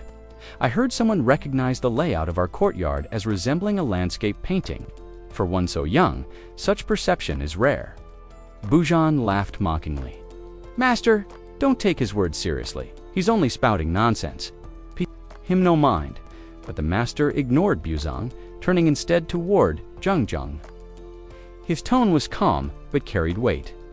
"If you understand paintings, then evaluate this piece for me." With a gesture, Chang Shu brought a scroll and laid it on the table. Wanu leaned close and whispered to Teacher Zhang. "He enjoys challenging people. Since you've already spoken, you must follow through. If you succeed, you can borrow as many books As you wish. But if you fail, Zhang Shan's heart sank. If I had known earlier, I'd never have opened my mouth. Me evaluate a painting. What a joke. Still, the master's gaze pressed on him. Well, is there a problem? Jie Chuan straightened his back. No problem, master. He placed his hand lightly on the painting, studying it with care. If the Heavenly Way bookstore can discern authentic from false treasures, then surely I can discover some clue here as well. After a long pause, he murmured to himself, "Indeed," then said aloud, "If the master truly wishes, I will offer an evaluation." "Please," the old man encouraged. Zhang Jian gave a small smile. "Then, I shall sum it up in 8 words. The dog does not bark what? Demon is this." Chang Shu blanched. "Young master, be cautious." This painting was personally created by the master himself. Wanu trembled in alarm. He actually dared to use such words against the master's own work. On the surface, the master seems gentle and reserved, yet his test is razor sharp. This is no simple challenge, Biesin smirked. "So this is the man you call wise and knowledgeable." Humph. The master, however, raised his voice. "Speak without fear." Zhang Jian quickly bowed. "I did not realize this was the master's own painting. Please forgive my blunt words. Still, if you permit, I will continue." The master smiled faintly. "Of course, we are only discussing art, not the artist." "Continue." Relieved, Changshan nodded. "Very well. At first glance, this painting could be mistaken for the casual work of a street artist. But if one perceives the deeper meaning within, its brilliance shines through." The old man leaned forward. "It is simple," Zhang Jian replied. "If the master allows, I will demonstrate with my own hand." From his sleeve, he pulled out a small knife. Bizun shouted in alarm, "What are you doing? If you damaged the master's painting, how could you ever pay for it?" But Zhang Jian ignored him. With steady hands, he pressed the blade against the scroll and began to cut. Lu Qin was taken aback by Zhang Shan's sudden action. After carefully cutting into the parchment with a knife, Zhang lifted a large sheet and revealed his discovery. "This painting you see on the parchment is nothing more than a facade," he explained calmly. "The real image has long since seeped through and engraved itself into the goatskin beneath. That is where the true painting rests." The other 3 stared in disbelief. To them, the parchment had appeared flawless, with no sign of seepage. The thought that the authentic painting lay hidden in the goatskin shocked them. The master chuckled in admiration. "Not bad, not bad," he praised. "The force of this technique, the subtlety of painting on goatskin, no one else has been able to recognize it so swiftly. This young man has sharp eyes indeed. Let us continue." He presented another painting. After examining it briefly, Zhang Chuan spoke again with quiet certainty. "Though this piece is skillful, it lacks vitality. If I'm not mistaken, the artist never actually saw this magnificent beast with his own eyes. He only imagined it." Luin gasped. He knew that this legendary creature had never been witnessed directly. To paint it, the artist must have relied solely on descriptions in ancient books. Yet this boy recognized the flaw instantly. Intrigued, the master asked, "Where exactly do you see this absence of presence? Please elaborate." Wan Yu, watching in astonishment, thought to himself, "The master himself is asking advice from a boy who hasn't even reached his teenage years. How can he be so humble?" Zhang Shan calmly explained, "It is simple. Beasts such as the chain beast are unmatched in defense, yet their bodies are sleek and fluid, shaped like droplets of water. They are swift, their attacks like the thrust of a sword, sharp, precise, and unrelenting. Their very breath is blade-like. If the essence of this is not captured, then the painting is nothing more than guesswork." His words struck with undeniable clarity. The master clapped his hands. "Excellent, excellent. To see through 2 paintings so thoroughly, pointing out flaws no one else could, though still so young, this youth is indeed a true master." Thinking so, he turned and asked, "You, why don't you introduce this young gentleman to us?" The girl looked startled. "Introduce him? Ah, yes, of course. What is your name?" Lu Qin hesitated, slightly annoyed. "What is this? No sense. Of rules at all, this junior brother is my equal. From now on, he must be addressed as master." Bazun was stunned. Equal to someone not even 20. Am I hearing this correctly? The master's expression turned stern. "Did you not hear my words?" he asked, and both immediately bowed, saluting respectfully. "Greetings, master." Zhang modestly waved them off. "There is no need for such courtesy. I am only Zhang Chan merely, a stray dog yapping at flies, barely able to understand the brushstrokes of true masters. How could I dare claim the title?" Lin responded firmly. "So, you are Zhang Chan. Rules are rules." To discern flaws with a single glance proves your profound